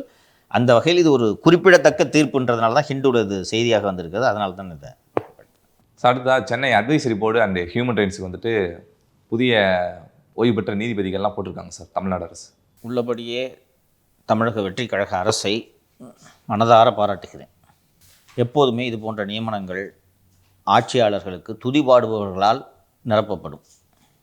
3 முறை நான் இந்த அட்வைசரி போர்டுக்கு சென்று அப்பியர் ஆனேன். அந்த அட்வைசரி போர்டுனா என்னன்றதை பார்வையாளர்களுக்காக விளக்கி சொல்லிடலாம். இந்த குண்டர் தடுப்பு சட்டம், காஃபி போசா சட்டம், இது போல் தடுப்பு காவல் சட்டத்தில் ஒருவர் ஒரு வருடத்திற்கு சிறையில் இருக்க வேண்டும் என்று அடைத்து வைக்கப்பட்டால் அவர்கள் நீதிமன்றத்தில் வழக்கு தொடுப்பதற்கு முன்பாக இந்த அறிவுரை குழுமம் அல்லது ஆலோசனை குழுமத்திடம் முறையிடலாம். அவங்க நேராக கூப்பிட்டு விசாரிப்பாங்க. அங்கே வழக்கறிஞர்கள்லாம் ஆஜராக முடியாது. யார் மீது குண்டர் சட்டம் போடப்பட்டிருக்கிறதோ அவர் தான் அங்கே ஆஜராக வேண்டும். அவர் அந்த ஆலோசனை குழுமத்தின் முன்பு எடுத்து வைப்பார். எந்த மாதிரி சார் எனக்கு பொய் கேஸ் போட்டாங்க அப்படின்ட்டு எடுத்து வைப்பார். அந்த ஆலோசனை குழுமம் இது தவறான தடுப்பு காவல் என்று கருதினால் இதை ரத்து பண்ணுறோம் என்று உத்தரவிடுவார்கள். முதல் முறை 2024 என் மீது குண்டர் சட்டம் போடப்பட்டது. நான் அப்போது இவர்களை எல்லாம் நீதிபதிகள் என்று நம்பினேன். ஒரு ஜஸ்டிஸ் மோகன்ராம், ஜஸ்டிஸ் அக்பர் அலி, இன்னொரு லேடி ஜட்ஜு இருந்தாங்க. அப்போ ரொம்ப விவரம் தெரில எனக்கு. அதனால் அங்கேயே போகும்போது அங்கே உள்ள ஜெயிலர் சொன்னார், இதெல்லாம் நம்பிக்கிட்டு போறியே நீ. இல்லை சார், நான் ஜட்மெண்ட்லாம் சுப்ரீம் கோர்ட் ஜட்மெண்ட்லாம் வச்சுருக்கிறேன் என்று போய் 3/4 மணி நேரம் அறிக்கை பண்ணேன். இந்த மாதிரி அவர் மோகன்ராம் நோட்ஸ்லாம் எடுத்தார் வேகமாக. நோட்ஸ்லாம் எடுத்தார். அவர் அக்பர் அலி இது எந்த ஜட்ஜ்மெண்ட் இது அப்படின்னு கேட்டால் இதில் இருக்குது சார், இதில் இருக்குது சார் அப்படின்னு சொல்லிட்டு சார் யூடியூப்பில் பேசுனது. அப்போ வந்து இந்த சிஎம்டி ஆவணத்தை ஃபோர்ஜரி பண்ணிட்டேன்றது மாதிரி ஒரு கேஸு அதில் போட்டிருந்தாங்க. அதில் வந்து இதெல்லாம் போய் கேஸு சார், நான் கவர்மெண்ட்டுக்கு எதிராக பேசுகிறேன், அதனால் இது மாதிரி பண்ணியிருக்காங்க. 45 நிமிஷம் ஆர்கியூ பண்ணேன்.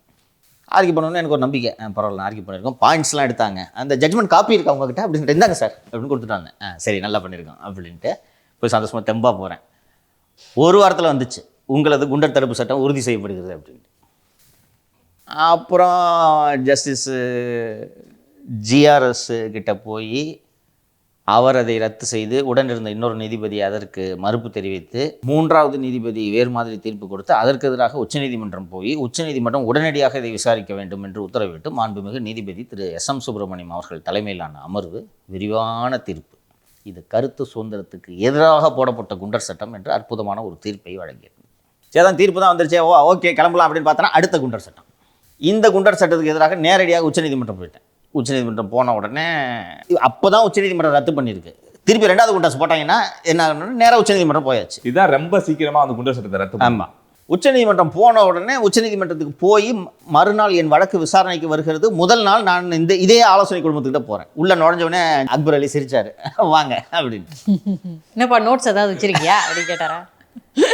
இந்த ஆலோசனை குழுமத்தின் மீது எனக்கு நம்பிக்கை இல்லை. ஃபஸ்ட்டு எடுத்தோடனே அவர் ராஜ்குமார் வழக்கறிஞர் வெளியில் இருந்தார்.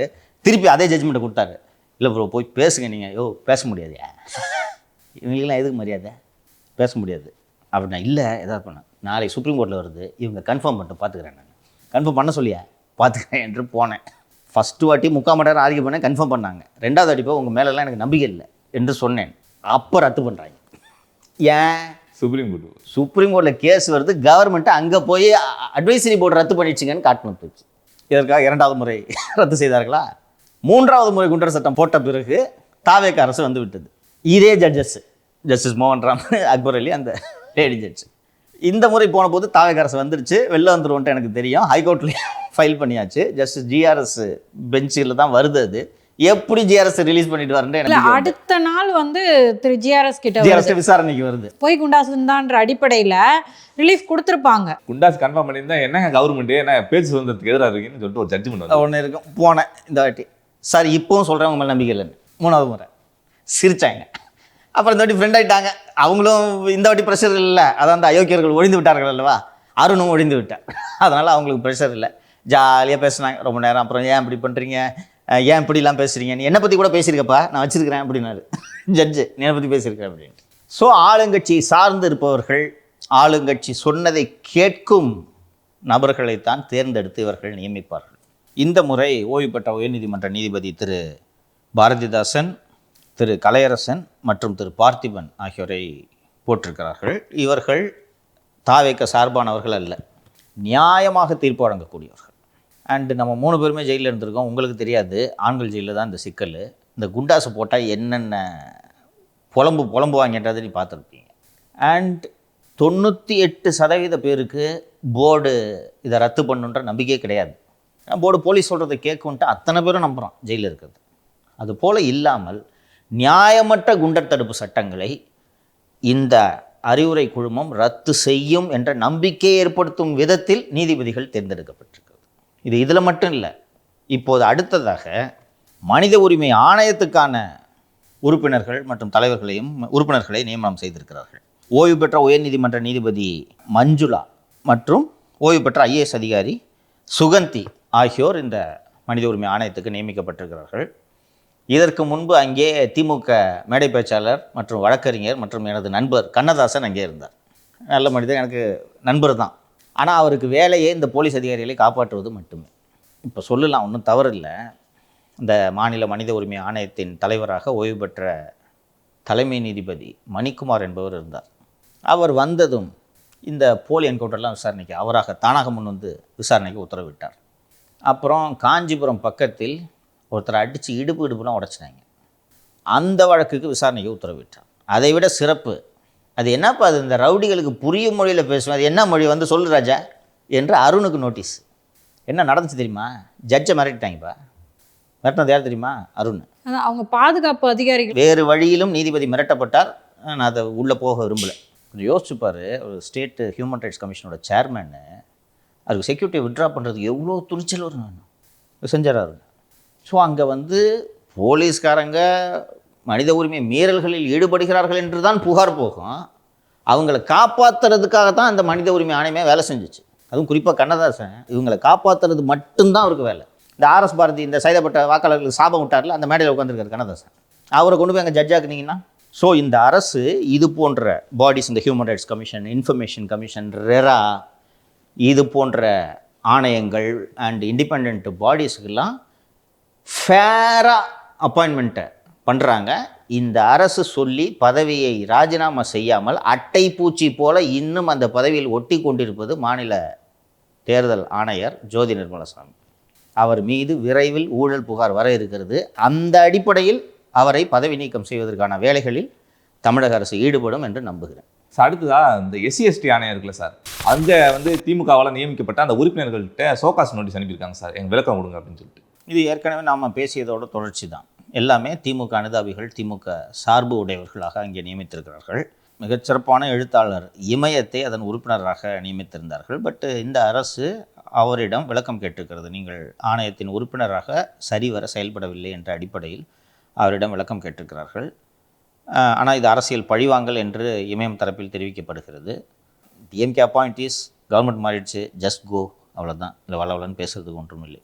சார், ஏற்கனவே திமுக ஆட்சியில் இருக்கும்போது மார்ச் மாதம் ஆகாஷ் அப்படின்றவருடைய கஸ்டோடியல் டெத்து இப்போ சார்ஜ் ஷீட் போட்டாங்க சார். 6 போலீஸ்காரங்க மேலே வந்து சார்ஜ் ஷீட் போட்டிருக்காங்க போல். எந்த ஆட்சி வந்தாலும் காவல்துறை அதிகாரிகளை எதுவுமே செய்ய முடியாது என்பதற்கு இதுவும் ஒரு உதாரணம். எனக்கு விஜய் அவர்கள் மீது பெரும் மதிப்பு வந்தது எப்போது என்றால், எல்லா அரசியல் கட்சிகளும் ஒரு அறிக்கையோடு நிறுத்தினோம். ஆனால் காவல்துறையால் அடித்து கொலை செய்யப்பட்டவர்களுக்கு நீதி கேட்டு திரு விஜய் அவர்கள் மாநிலம் தழுவிய அளவில் வீதிக்கு வந்து ஆர்ப்பாட்டம் நடத்தினார். அந்த பாதிக்கப்பட்டவர்கள் குடும்பங்களை எல்லாம் அழைத்து மேடையேற்றி அவர்களுக்கு ஆறுதல் தெரிவித்தார். அப்போ இவருடைய ஆட்சியில் இது போன்ற படுகொலைகள் தொடராது என்று நான் நம்பினேன். அதையும் மீறி ஒன்றென்று நடந்தால் கடும் நடவடிக்கை இருக்கும் என்று நான் நம்பினேன். இந்த ஆகாஷ் என்ற அந்த இளைஞன் திமுக ஆட்சியிலேயே அடித்து கொலை செய்யப்பட்டு விட்டான். அதற்கு பிறகு தாவே காட்சி வந்த பிறகு சிபிசிஐடி விசாரணைக்கு உத்தரவிடப்பட்டது. இப்போது ஒரு ஆய்வாளர் உட்பட 6 பேர் மீது கொலை வழக்கு பதிவு செய்யப்பட்டிருக்கிறது. நாம் எல்லாம் அரெஸ்டான எல்லா வழக்கும் எடுத்து பார்த்தீங்கன்னா, நீ வந்து இந்த மிரட்டி ஜிபேயில் 94,000 வாங்கினது கொலை மிரட்டல் வேறு விட்டுருக்கோம், அதையும் சேர்த்துருக்காங்க. கொலை மிரட்டல். மாலதி கொஞ்சம் பெரிய கேஸு, புகாரியை செங்கல் அடித்து கொல்ல பார்த்துருக்காங்க. அவர் பாதுகாப்பாக ஜெயிலுக்கு போயிட்டார். இனி நான் மாலதி அப்பா, மாலதியால் என் உயிருக்கு ஆபத்து, நான் ஜெயிலில் போய் பாதுகாப்பு இருக்கேன்னு போயிட்டார் அவர் பாவத்தை. அண்ட் அதற்கு பிறகு இந்த யூடியூபில் பேசிய வழக்குகள் எல்லாம் கைது செய்யப்பட்டிருக்கிறீர்கள். இதையே ஒரு உதாரணமாக சொல்கிறேன்னு, எதிர்க்கட்சி தலைவர் திரு உதயநிதி ஸ்டாலின் அவர்களை நீங்கள் கைது செய்து செங்கிப்பட்டிக்கு அழைத்து சென்றது மேடையில் பேசினார் என்ற ஒரு வழக்கில். ஆனால் இந்த ஆய்வாளர் உள்ளிட்ட 6 காவல்துறை அதிகாரிகள் மீது பதிவு செய்யப்பட்டிருப்பது கொலை வழக்கு. கொலை வழக்கு கைது செய்யணுமா? ஏன் 6 பேர் கைது செய்யாமல் இருக்கீங்க? சிபிசிஐடியோட குற்றப்பத்திரிகையில் பதிவு செய்யப்பட்டிருக்கக்கூடிய ஒரு விஷயத்தை நாம் கூர்ந்து கவனிக்க வேண்டும். அடித்து கொண்ட 6 பேருக்கும் இந்த பையன் தேவேந்திர குல வேளாளர் சமூகத்தை சேர்ந்தவன் என்று தெரிந்து அடித்து கொண்டிருக்கிறார்கள். ஒரு தோப்புக்கு கூட்டி போய் இரும்பு ராடால் காலை அடித்து உடச்சி அந்த எலும்பு மஜ்ஜை ரத்தத்தில் கலந்து இன்ஃபெக்ட் ஆகி செத்துருக்கான்ப்பா. அந்த சார்ஜ் ஷீட்லேயே இவன் இந்த கம்யூனிட்டின்னு தெரிஞ்சு அடிச்சிருக்காங்க. காலில் அடிச்சிருக்கிறதுனால காலை உடைக்கணும்னு முயற்சி பண்ணியிருப்பாங்க போல. காலை உடைக்கணும் ட்ரை பண்ணிட்டு தான் தப்பாக உடைக்க தெரியாமல் உடைச்சு விட்டாங்க. நடந்திருக்கு. இப்போ ஏன் இவங்களை அரெஸ்ட் பண்ணல? யூடியூப்பில் பேசுனதுக்கு அரெஸ்ட் பண்ணுறீங்க, ட்விட்டரில் ஒரு போஸ்ட் போட்டதுக்கு அரெஸ்ட் பண்ணுறீங்க, கொலை பண்ணியிருக்காங்க, ஏன் அரெஸ்ட் பண்ணல? இவர்களுக்கு தனி சட்டமா? அதான் மேலதிகாரி யாராவது சொல்லியிருப்பாங்க போல இருக்கு. இப்போ அந்த 6 போலீஸ் டைரெக்டாக காலை உடைச்சிருக்க மாட்டாங்களா? இப்போ தம்பிக்கு கூட பார்த்தீங்கன்னா கால் உடைக்கிறதுக்கு யார்கிட்டயும் பர்மிஷன் கேட்டாங்க. இதெல்லாம் கதை கிடையாதுமா. அந்த இடத்துல இருந்தது இன்ஸ்பெக்டர், ஒரு சப் இன்ஸ்பெக்டர், 3-4 கான்ஸ்டபிள் இருந்திருக்காங்கன்னா அவங்க தானே காலை உடைச்சது. கொலை தானே அது. கொலைன்னு சார்ஜ் ஷீட் வேறு போட்டிங்கல்ல, ஏன் அரெஸ்ட் பண்ணல? அப்போ போலீஸ் எவ்வளோ பவர்ஃபுல்னு தெரியுதா? உச்சநீதிமன்ற நீதிபதியை விமர்சித்து பேசியிருந்தால் கூட நாம் இவ்வளவு துன்பங்களை சந்தித்திருக்க மாட்டோம். போலீஸ் எடுத்து பேசினால தான். மாலதிக்கு எத்தனை பேர் அட்வைஸ் பண்ணியிருக்காங்க கேளு. அவர் சங்கத்தை சொல்லுங்கள், யாரும் எடுத்து பேசுங்க. அருணை மட்டும் தொட வேணான்ட்டு. அருணை தாண்டா தொடுவேன்னு என்ன பண்ணுறது? வீடியோ கழுத்த என்கிட்ட எவ்வளோ பேர் சொல்லியிருக்காங்க. அதிமுக தலைவர்கள் எவ்வளோ பேர் சொல்லியிருக்காங்க. அவருக்கு எடப்பாடிக்கெலாம் வருத்தமா, தம்பி என் அருணை பற்றி பேசுகிறாரு, ஏன் அருண் நான் வானத்தில் கூச்சி வந்துட்டாரா? அருண் தான் இருக்கிறதுல பெரிய மொல்ல மாதிரி. அப்புறம் அருணை பற்றி பேசாமல் இப்போது ஒரு இளைஞனை சாதி ரீதியாக அடித்து கொலையே செய்து விட்டார்கள். அதில் கைது பண்ணாமல் குற்றப்பத்திரிகை தாக்கல் செய்கிறீங்க. நம்மளும் இதைத்தானே சொல்கிறேன். நான் யூடியூப்பில் தப்பாக பேசியிருந்தேன்னா கேஸை போடு, சார்ஜ் ஷீட்டை போடு, அரெஸ்ட் ஏன் பண்ணுற? அப்போ ஒரு யூடியூப்பில் பேசுனதுக்கு நீங்கள் கைது பண்ணுவீங்க, கொலை பண்ணதுக்கு கைது பண்ண மாட்டீங்க. என்ன அது இன்வெஸ்டிகேஷனு? அப்போ இப்போ யார் பவர்ஃபுல்னு தெரியுதா? சீஃப் மினிஸ்டரை விட போலீஸ் பவர்ஃபுல், அதானே? இப்போ என்ன ஆட்சி மாறினாலும் இவங்கள மட்டும் எதுவுமே பண்ண முடியாது. அதுதான் இதை மக்கள் புரிந்து கொள்ள வேண்டும், முதல்வரும் தெரிந்து கொள்ள வேண்டும். அவரே மனித உரிமை மீறல்களுக்கு எதிரானவர். அவர் மனித உரிமை மீறல்களுக்கு எதிராக போராட்டமே நடத்தியிருக்கிறார். அவர் ஆட்சியில் என்ன நடக்கிறது? எப்படி கண்ணில் மண்ணை தூறாங்க பார்த்தியா? அது என் சார்ஜ் ஷீட்டில் சார் ஒரு இன்ஸ்பெக்டர் வந்து ஆகாசை கூட்டு போயிருக்காரு. அவர்ல சார்ஜ் ஷீட்டில் எஃப்ஐஆர்ல எதுவுமே சேர்க்கலையா சார்? குறைஞ்சபட்சம் வந்து சார்ஜ் ஷீட்ல போட்டவங்களையாவது கைது பண்ணீங்க. அதுதான் கேட்குறேன் நான். 6 பேர் மேலே சார்ஜ் ஷீட் போட்டுக்கல, 6 பேர் என் கைது பண்ணல. அடுத்ததா கர்நாடகாவில் 3 தமிழர்கள் வந்து வேட்டையாடினாங்கன்னு சொல்லிட்டு வனத்துறை அதிகாரிகளால் வந்து என்கவுண்டர் செய்யப்பட்டாங்க. அவர்களோட உடற்கூறு ஆய்வு ரிப்போர்ட் வெளியே வந்திருக்கு சார். என்கவுண்டர் என்றால் அவர்கள் சுட்டு பதிலுக்கு சுட்டு அதில் சாவது தான் என்கவுண்டர். இது கொலை. கர்நாடக வனத்துறையின் கூற்றின்படி புதரிலிருந்து மறைந்து கொண்டு அவர்கள் சுட்டார்கள், பதிலுக்கு இவர்கள் தூரத்திலிருந்து சுட்டார்கள், அவர்கள் இறந்து விட்டார்கள் என்று. உடற்கூறு ஆய்வில் வந்திருக்கக்கூடிய தகவல் என்னவென்றால், க்ளோஸ் ரேஞ்சில் பம்ப் ஆக்ஷன் ஷாட்கன், அது ஒரு துப்பாக்கி வகை, அது இப்படி பம்ப் பண்ணி அடிப்பாங்க. க்ளோஸ் ரேஞ்சில் 3 பேரும் சுடப்பட்டு இறந்திருக்கிறார்கள். 10 மீட்டருக்குள்ள. ஸோ க்ளோஸ் ரேஞ்ச் என்று இந்த உடற்கூறு ஆய்வு அறிக்கை தெரிவிக்கிறது.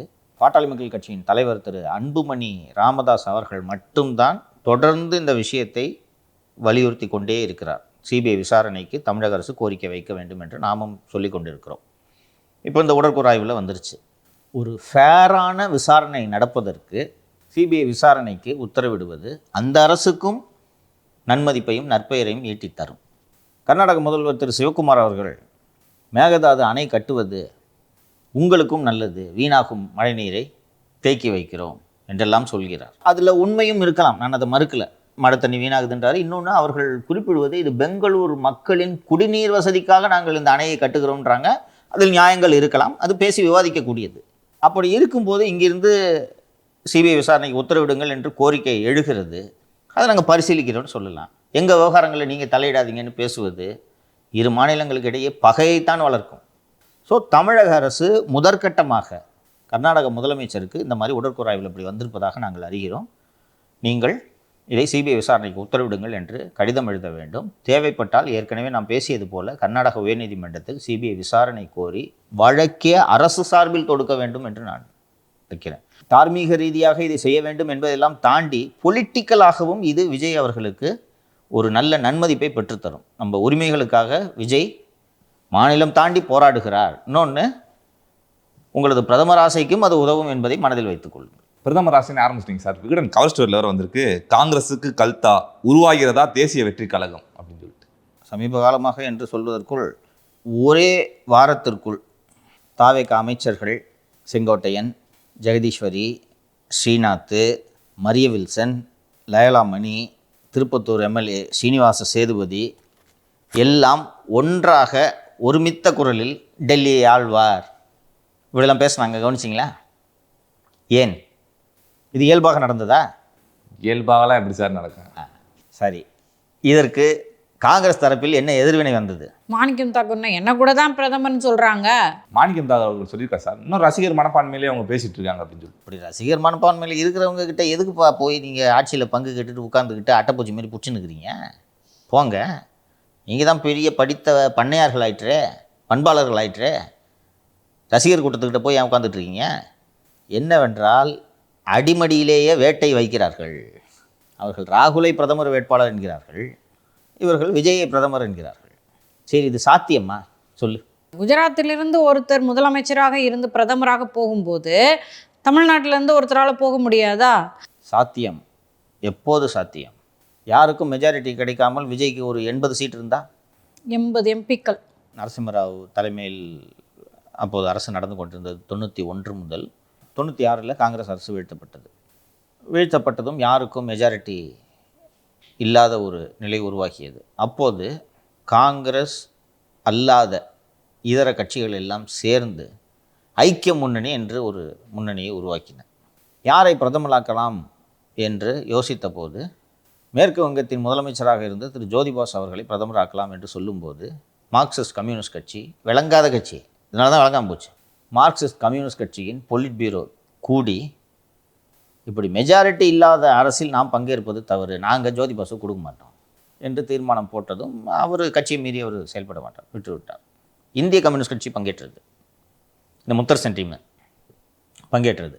அப்போது சரி அவர் ஜோதி பாசு முடியாதுன்றார், யாரப்பா அப்படின்ட்டு ஒவ்வொருவராக தேடும்போது தென்னகத்திலே கர்நாடகாவிலே எளிய விவசாயியாக இருந்த தேவே கவுடா என்பவர் தேர்ந்தெடுக்கப்படுகிறார். கிட்டத்தட்ட 11 மாதங்கள் அவர் பிரதமராக இருந்தார் என்று நினைவு. அது எப்படி பிஜேபி தோற்றுருமா என்று கேட்டால், பிஜேபி 2024 மற்றும் முழு வெற்றியாக பெற்றது, 2019 பெற்றது போல முழு மெஜாரிட்டி கிடைத்ததா? 25 எம்பிக்கள் குறைவாகத்தானே இருக்கிறது. இன்றைக்கு சந்திரபாபு நாயுடு மற்றும் நிதிஷ்குமாரின் தயவில் தான் இந்த அரசு ஓடிக்கொண்டிருக்கிறது. இல்லை என்றால் ஃப்ரான்ஸ் என்று ரீல்ஸ் போட முடியுமா? அப்படி ஒரு சூழல் 29 ஏன் உருவாகக்கூடாது? திரு விஜய் அவர்கள் டாக்ஸிக் போன்ற படங்களில் நடித்து பெரும் தவறை செய்யவில்லை. அதை டப்பிங் பண்ணி விட்டுருந்தாலும் செதைச்சிருப்பாங்க சவுத்து பூரா. ஸோ அவருக்கு தமிழகத்தை விட அதிகமாக கேரளாவில் ரசிகர்கள் இருக்கிறார்கள். கர்நாடகாவிலும் ஆந்திராவிலும் குறைத்து மதிப்பிட முடியாது. இப்போது இது போதாது என்றுதான் வட இந்தியாவில் பல ரீல்களை பொய்யாக விட்டு கொண்டிருக்கிறார்கள். ரீல்களை ரீலாக விட்டு கொண்டிருக்கிறார்கள். எதுக்கு பண்ணுறாங்க? ஹிந்தியில் எதுக்கியா பேசுனா விஜய் பையா ரீல் ஹீரோ நை ஹே ஓ ரியல் ஹீரோ ஹே என்று இந்தியில் பீகாரில் உட்கார்ந்துக்கிட்டு ரீல்ஸ் எதற்கு வர வேண்டும்? बीजेपी या कांग्रेस जनता पार्टी? इनमें से कोई भी नहीं। फिर कौन? तमिलनाडु का सीएम विजय थालापति। ஸோ இவர்களுக்கு அந்த ஆசை இருக்கிறது. சரி, இப்போது விஜயின் இந்த முயற்சிக்கு பிஜேபி துணை நிற்குமா, எதிர் நிற்குமா? பிஜேபிக்கு காம்படிட்டராக தானே வருவார் பிரதமர் வேட்பாளர் அப்படின்னா. இல்லை, எனக்கு தெரிஞ்சு துணை நிற்பாங்க. எப்படிப்பா? ஒருவேளை அவர் பிரதமர் வேட்பாளர் இல்லைன்னு வைங்க, காங்கிரஸ் கூட தான் கை கொடுத்தாங்கண்ணா. கை கொடுத்துச்சுன்னா காங்கிரஸ் கூட்டணியில் வர அவருக்குன்னு ஒரு செல்வாக்கு இருக்குது விஜய் அவர்களுக்குன்னு. அப்படி இருக்கப்ப மெஜாரிட்டி வந்து நாளைக்கு ஆட்சி அமைக்கலாம், தனியாக வந்து ஜெயிப்பார் ஒரு சில தொகுதிகள். நாளைக்கு தேவைப்பட்டால் கூட்டணிக்கு அழைத்துக் கொள்ளலாம். கரெக்டாக பிடிச்சிட்டான். இன்னும் எளிமைப்படுத்தி சொல்கிறேன். காங்கிரஸோட ஸ்ட்ரென்த்து எங்கே? சவுத்து. காங்கிரஸுக்கு கிடைச்ச எம்பி எல்லாமே எங்கேருந்து கிடைச்சது? கேரளா, தமிழகம், ஆந்திரா, தெலுங்கானா, கர்நாடகா. கர்நாடகாவில் ஆட்சியில் இருக்காங்க, கேரளாவில் ஆட்சியில் இருக்காங்க, தெலுங்கானாவில் ஆட்சியில் இருக்காங்க, தமிழ்நாட்டிலையும் ஆட்சியில் இருக்காங்க. ஸோ இப்போது சவுத்தில் தான் ஸ்ட்ரென்த்து. தம்பி சொன்னது போல் இப்போது இருக்கும் இந்த கூட்டணி தொடர்ந்தால் காங்கிரஸ் வேட்பாளர்களுக்கு விஜய் பிரச்சாரம் செய்வார். இதைவிட வலுவாக தென்னிந்தியாவில் காங்கிரஸ் வெற்றி பெறும். இன்றைக்கி 100 இருக்கிற எம்பி 150 ஆனா ராகுல் பிரதமர், ஃப்ரான்ஸ் வீட்டுக்கு போண்டி தான். அதற்கு பதிலாக காங்கிரஸையும் விஜயும் மோத விட்டா? நீங்கள் சொல்கிறது எனக்கு புரியுது சார். ஆனாலும் இது ஒரு ரிஸ்க் தான். ஒருவேளை விஜய் நல்ல எம்பிஸ் எடுத்துகிட்டு அவர் கூட பிரதமர் ஆகலாம். அப்போ கூட்டணி வச்சுட்டு போகிறது? நீ கூட பிரதமராக இருந்துக்க ராஜா, இந்த காங்கிரஸை விட்டுறாத, அவங்கள விடாத. அந்த ஒருவேளை அவங்க வந்துட்டாங்கன்னு வச்சுங்க, ஃப்ரான்ஸ் அப்படின்னு கூட வீடியோ வராது, பிளாக் பண்ணிடுவாங்க மொத்தமாக. நீ இருந்துக்கப்பா, இல்லைன்னா ஜி ஒரு 6 மாதம் இருந்துக்கிட்டோம். பண்ணலாமா? 1. 2வது, கட்சி தொடங்கி 2 வருடங்களில் இமாலய வெற்றியை அடைந்து விட்டார்கள். இதோடு நின்று விடலாமா? அடுத்து என்ன? குட்டை போல் தேங்க வேண்டுமா, நதி போல் ஓட வேண்டுமா? பொதுவாக அப்படி ஒரு பேச்சு இருக்குது சார், விஜய் வந்து பிஎம் ஆக போகிறாரு அப்படின்னு. உடனே வந்து மாணிக்கம் தாக்கூர் சொல்கிறாரு, ஏன் என்ன கூட தான் பிஎம்னு சொல்கிறாங்க அப்படின்னு சொல்லிட்டு. இந்த சூரிய காமெடி மாதிரி ஏதோ ஒன்னான்ற மீம் தான் ஞாபகத்துக்கு வருது. ஸோ இதை காங்கிரஸ் எப்படி சார் பார்க்கும்? மாணிக் தாக்கூரோட ரியாக்ஷன்லேயே தெரியலையா உங்களுக்கு? அடிமடியில் வெடி என்றேனே, அவர்களோட அடிப்படையை ஆட்டம் காணுகிறது. நெருக்கடியான நிலைக்கு காங்கிரஸ் தள்ளப்பட்டிருக்கிறது. ராகுல் பிரதமர்ன்றதை வச்சு தான் இங்கே வண்டி ஓடிக்கிட்டு இருக்கு. 29 தான் அவர்களது இலக்கு. அப்படி இருக்கையில் விஜய் பிரதமர்கிட்ட அவங்க பேசுறது வேடி பார்த்துட்டு கம்மல் இருந்தாங்கன்னா, மாணிக் தாக்கூர் எதுக்கு இங்கே தமிழ்நாடு காங்கிரஸ் கமிட்டி தலைவராக இருக்குன்னா இதுக்கு செல்வம் இருந்துட்டு போலாமே. இப்போ திமுக வேற கழட்டி விட்டாங்க. என்ன பண்ணும் காங்கிரஸ்? மானாங்கனியா பேசிட்டாங்க. இப்போ அதான் என்ன பண்ணும் காங்கிரஸ்? இப்போ பிஜேபியோட கேம் எப்படி இருக்கு? நன்றாக நீங்கள் இதை உற்று நோக்கினால் விஜய் பிரதமர் என்ற பேச்சு அமித்ஷா அவர்கள் சந்திப்புக்கு பின்பு தான் சார் ஆரம்பிச்சு. அங்கேயும் கொத்து புரோட்டா ஒரு முக்கிய பங்கு ஆற்றி இருக்கிறது. அபிஜித் தீப்கே அவர்கிட்ட கேட்டதுக்கு யாருங்க சிறந்த முதலமைச்சர் கேட்டோன்னே, தமிழ்நாட்டில் நிதி நிலைமை தூக்கி நிப்பாட்டிய ஸ்டாலின் அவர்கள், அடுத்து சுகாதாரத்துறையில் தூக்கி நிப்பாட்டின அரவிந்த் கெஜ்ரிவால் அவர்கள், அப்புறம் கல்வித்துறையில் தூக்கி நிப்பாட்டின பினராயி விஜயன் அவர்கள். இவங்க 3 பேர் தான் சிறந்த முதலமைச்சர்னார். இப்போ இவங்க 3 பேர்த்தையும் வச்சு சிஜேபி தலைமையில் ஒரு கூட்டணி அமைச்சு, அடுத்து அப்படி இங்கிட்டு விஜய் அவர்கள், இங்கிட்டு பிஜேபி, நடுவில் சிஜேபி, அப்படி ஒரு பிரம்மாண்ட கூட்டணி உருவாக்கலாம் அப்படின்னு சொல்லிட்டு பார்க்குறாங்க.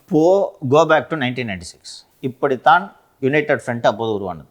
இப்போ சிஜேபி தலைமையில் சிஜேபி, திமுக, சிபிஎம், மம்தா, ஆம் ஆத்மி எல்லாம் சேர்ந்து அவங்க ஒரு ஃப்ரண்ட்டு, காங்கிரஸ், சமாஜ்வாடி இவர்கள் ஒரு ஃப்ரண்ட்டு, திமுக அது ஒரு ஃப்ரண்ட்டு, அதான் திமுக ரெண்டும் அங்கே போயிட்டோன்னு வச்சுக்கோ, விஜய் ஒரு ஃப்ரண்ட்டு. இப்போ எல்லாம் வந்து ஆளுக்கு ஒரு 25, 30, 40 இப்படி வந்திருக்காங்க. அப்போது ஐக்கிய முன்னணி போல் ஒரு முன்னணி உருவாகும். அப்போது அபிஜித் தீப்கே பிரதமரா, விஜய் பிரதமரா? விஜய் அவர்கள் சான்ஸ் இருக்குல்ல, இல்லைன்னு சொல்ல முடியாதுல்ல. இப்போ அதனாலதான் வந்து அபிஜித்துக்கும் விஜய் குரூப்புக்கும் வந்து ஒரு முட்டல் முனகல் உரசல் இருக்குதா? அபிஜித் அவர்களுக்கு தமிழகம் என்றால் என்ன, திமுக என்றால் என்ன என்பது புரியவில்லை. இல்லை என்றால் இந்த பெயர் வாயில் வருமா, சொல்லலாமா? ஸ்டாலின்ற பெயரை நீங்கள் உச்சரிக்கலாமா? ஊழலுக்கும் முறைகேடுகளுக்கும் எதிராக இயக்கம் கண்ட நீங்கள் ஊழலின் ஊற்றுக்கண்ணாக விளங்குபவரை நீங்கள் நல்லாட்சி தந்தார் என்று சொல்லலாமா? துடைத்து போட்டு விடுவார்கள். ஒவ்வொருத்தரும் கையில ஹிட் ஸ்ப்ரேயோட தான் சுத்துவாங்க, இங்க பார்டர்ல நிப்பாங்க. இங்க வந்துடாத, இன்னும் நாங்க அவ்வளவு எந்த பேரையா சொல்றது? யாராவது 4 பேர்கிட்ட விசாரிச்சிருக்க வேணாமா? ஒருவேளை முத்தரசன் கிட்டேயும் சண்முகம் கிட்டேயும் விசாரிச்சிருப்பான். அது இருக்கும், அவங்க சொல்லியிருப்பாங்க, அருமையான சிஎம், 25 கோடி கொடுத்தாங்க, உங்களுக்கும் தருவாங்க, வச்சிருக்காரு மாப்பிள்ளை சார், திராவிட மாப்பிள்ளை சார். அது மிச்ச ஸ்டேட்லாம் ஒரு ஹிட் தான், இங்கெல்லாம் 2-3 வச்சு ஒரே அமுக்கு தான் முடிச்சுவாங்க மொத்தமா. கிட்ட அமுக்குறப்ப லைட்டை தீய வர பார்த்தாச்சா மொத்தமா கறிக்கிறோம். தெரியாம போய் இப்படி எதிர்காலத்தை பொசுக்கிட்டு உட்காந்துருக்காங்க. இப்போ ரொம்ப எக்ஸ்போஸ் ஆயிட்டாங்க சார் சிஜேபி. ஸோ இதற்கான பாசிபிலிட்டிஸ் எல்லாம் இருக்கு. ஒரு சிக்கல் அப்படின்றப்போ ஓடோடி வந்தவங்க காங்கிரஸ், அவங்கள இப்படி கைவிடலாமா திரு விஜய்? பொண்ணு கொடுத்து சம்மதமாக பேசிகிட்டு இருக்கீங்க, இப்படி கைவிடலாமா? அவசரத்துக்கு வந்து பொண்ணு கொடுத்தன்றதுக்கு அரசியல் மாதிரி. சரி, ஒரு நெருக்கடியான நேரத்தில் கை கொடுத்தீங்க, நெருக்கடியான நேரத்தில் இப்போது விஜய் நல்லாட்சி தர்றாருன்றது தானே உங்களோட எண்ணம், கரெக்டாக? காங்கிரஸ்க்கு என்ன, விஜய் நல்லாட்சி தராரு இல்லையா? உங்களுக்கு 2 மந்திரி பதவியெல்லாம் கொடுத்துருக்காரு, கரெக்டாக? அப்போ அவரே பிரதமர் ஆகிட்டா நல்லாட்சி கொடுக்க போகிறாரு, உங்களுக்கு என்ன பிரச்சனை? ஆகிட்டு போங்க. இங்கே எப்படி ஆட்சி அதிகாரத்தில் பங்கு மாதிரி 2 அமைச்சரவை உங்களுக்கு அமைச்சரவை கொடுக்க போகிறாங்க. ராகுலுக்கு வேணால் இந்த மனிதவள மேம்பாட்டு இது மாதிரி ஒரு துறைகிறை இளைஞர் நலன் ஏதாவது ஒன்று கொடுத்து வாங்கிட்டு போங்க, என்ன பிரச்சனை சொல்லுங்கம்மா? என்ன சார் பிரதமர் இருக்காங்க, நீங்கள் வாட்டுக்கு இப்படி மனித வளத்துறை ஏதாவது ஒரு அமைச்சர் இருக்கு. அப்போ அவ்வளோதான். இப்போ அப்புறம் இப்போ யார் இப்போ பெருசு, யார் பாப்புலர் இந்தியா பூரா? விஜய் தான். இப்போ பதில் சொல்லு. நல்லா இருக்கே சார். சொல்லுங்கள். இப்போ நீங்கள் தான் சொன்னீங்க, என்ன சார் அவசரத்துக்கு உதவி பண்ணாங்க, இப்படி போய் பண்ணுறது நியாயமான்ட்டு. இப்போ சொல்லுங்கள். இத்தனை வருஷமாக காஞ்சு போய் ஆட்சியிலையும் பங்கு இல்லாமல் அதிகாரத்துலையும் பங்கு இல்லாமல் சத்தியமூர்த்தி பவனை வாடகை விட்டு சம்பாரிச்சுக்கிட்டு இருந்த ஒரு கட்சியை இன்றைக்கி அழைச்சி வசந்தம் கிசந்தானு 1 மணி நேரம் மொக்க போடுற அளவுக்கு உங்களுக்கு வாய்ப்பு கொடுத்துருக்காங்களே, அப்படிப்பட்ட அந்த நல் உள்ளம் பிரதமரானால் தான் என்ன? இப்போ ஆக்சுவலாக வந்து காங்கிரஸ் இங்கே வரும்போது, காங்கிரஸ் வந்து தாவேக்கால வந்து இணையும் போது சவுத்து ஃபுல்லாக வந்து காங்கிரஸ் ஸ்ட்ராங் ஆகிடும் அப்படின்லாம் ஒரு நம்பிக்கையோடு இருந்தாங்க. அந்த நம்பிக்கையை ஒரு 2 மாதத்துக்குள்ளே குலைச்சா எப்படி சார்? உங்களோட நான் ஸ்ட்ராங்காக இருக்கேன்ல, அப்போ நான் ஏன் ஒன்றை தூக்கி சுமக்கணும்? நீ என்ன தூக்கி சும மேன்? விஜய் அவர்கள் பிரச்சாரம் செய்து உங்களை வெற்றி பெற வைப்பதற்கு பதிலாக விஜயே போட்டிட்டா. திரு விஜய்க்கு ஹிந்தி தெரியுமான்னு தெரியலையே. அதெல்லாம் கற்றுக்க வருமா? என்ன நம்ம மோடி அவர்கள் கற்றுக்கலையா வந்து பொங்கலே நல்வாழ்த்துக்களே அப்படின்ற மாதிரி? நண்பா நண்பீஸ் ஹிந்தியில் தோஸ்தம், பிரதமர் என்னையா சொன்னார்? மித்ரம். மித்ரம்னா என்னது சார்? நண்பர்களே. ஓ சார், பிரான்ஸ் நேஷனல் லாங்குவேஜ், இதுக்கு மேலே என்ன சார் வேறு என்ன வேணும்? நான் என்ன சொல்கிறேன், விஜய் உங்களுக்கு பிரதமராக வரணும்னா நீங்கள் தமிழ் கற்றுக்குங்க. What nonsense? போய் கூகுளில் தேடுங்க. இப்போ நீ சாட் ஜிபிடி வந்துருச்சுப்பா, நீங்கள் எல்லாத்தையும் ட்ரான்ஸ்லேட் பண்ணி தருதாப்பா, சர்ச் பண்ணுங்க. நண்பா நண்பீஸ் வாட் இஸ் இட், கியா ஹே, டிரான்ஸ்லேட் கரோ. மோடி அவர்கள் அவர் குஜராத்லேருந்து வந்துட்டு அகட முடடா இருட்ட எல்லாம் அப்படின்னு சொல்றாருல்ல சார். இல்லடா, இந்தியா ஒரு கத்துக்கிட்டாருன்னு தான் நான் சொல்ல வரேன். என்னங்க சார், இந்தியா அவங்க லாங்குவேஜ் கிடையாது, குஜராத்தி. அதுல ஸ்கிரிப்ட்லாம் கொடுத்துட்டோம்னா விஜய் அவர்கள் பின்னி படல் எடுத்துருவாரு. நீங்க ஜெயிலில் இருந்தீங்க பார்க்கலல்ல, அந்த ஓத்து எடுத்தார்ல, அதில் பார்த்தீங்கன்னா ஃபுல்லாக அப்படியே மெமரி பண்ணிட்டு வந்து அவரே டைரெக்டாக பேசிட்டாரு. அதே மாதிரி ஹிந்தியில் ஒரு டைலாக் டெலிவரி பண்ணுங்கன்னா பண்ண போகிறாரு. பெரிய கஷ்டமா? சொல்லின் செல்வர் ஸ்டாலினுக்கு தமிழே தெரியாது, பேசல. விஜய் அவர்கள் 1/2 மணி நேரமாக பேச போகிற 10 நிமிஷம் தானே. 1/2 மணி நேரம் பேசினேன்னா காண்டாயிட்டு போயிடுவாங்கப்பா. 2 நிமிஷம் 90 செகண்டு ஒரு ரீல் தானே. காங்கிரஸ் வந்து தாவேக்கோட இணையும் போது பெரிய அளவில் அவங்களுக்கு ஒரு பிரதமர் கனவு நிறைவேறிடுச்சுன்னே நம்பினாங்க. அதனால தான் வந்து திமுகவை கேட்கக்கூடாத கேள்வியெல்லாம் கேட்டாங்க. கடைசியில் பார்த்தா இப்படி யூடர்ன் போட்டால் எப்படி சார்? அப்படித்தாம்மா அரசியல். சரி, விஜய் பிரதமர் ஆகிட்டார், யார் சிஎம்? இப்படி கனவோடு தாவேக்கவிலேயே சிலர் சுற்றி கொண்டிருக்கிறார்கள். நேரம் வரும்போது சொல்கிறேன். என் இனிய தமிழ் மக்களே நன்றி. நன்றி சார், மன்மதன்.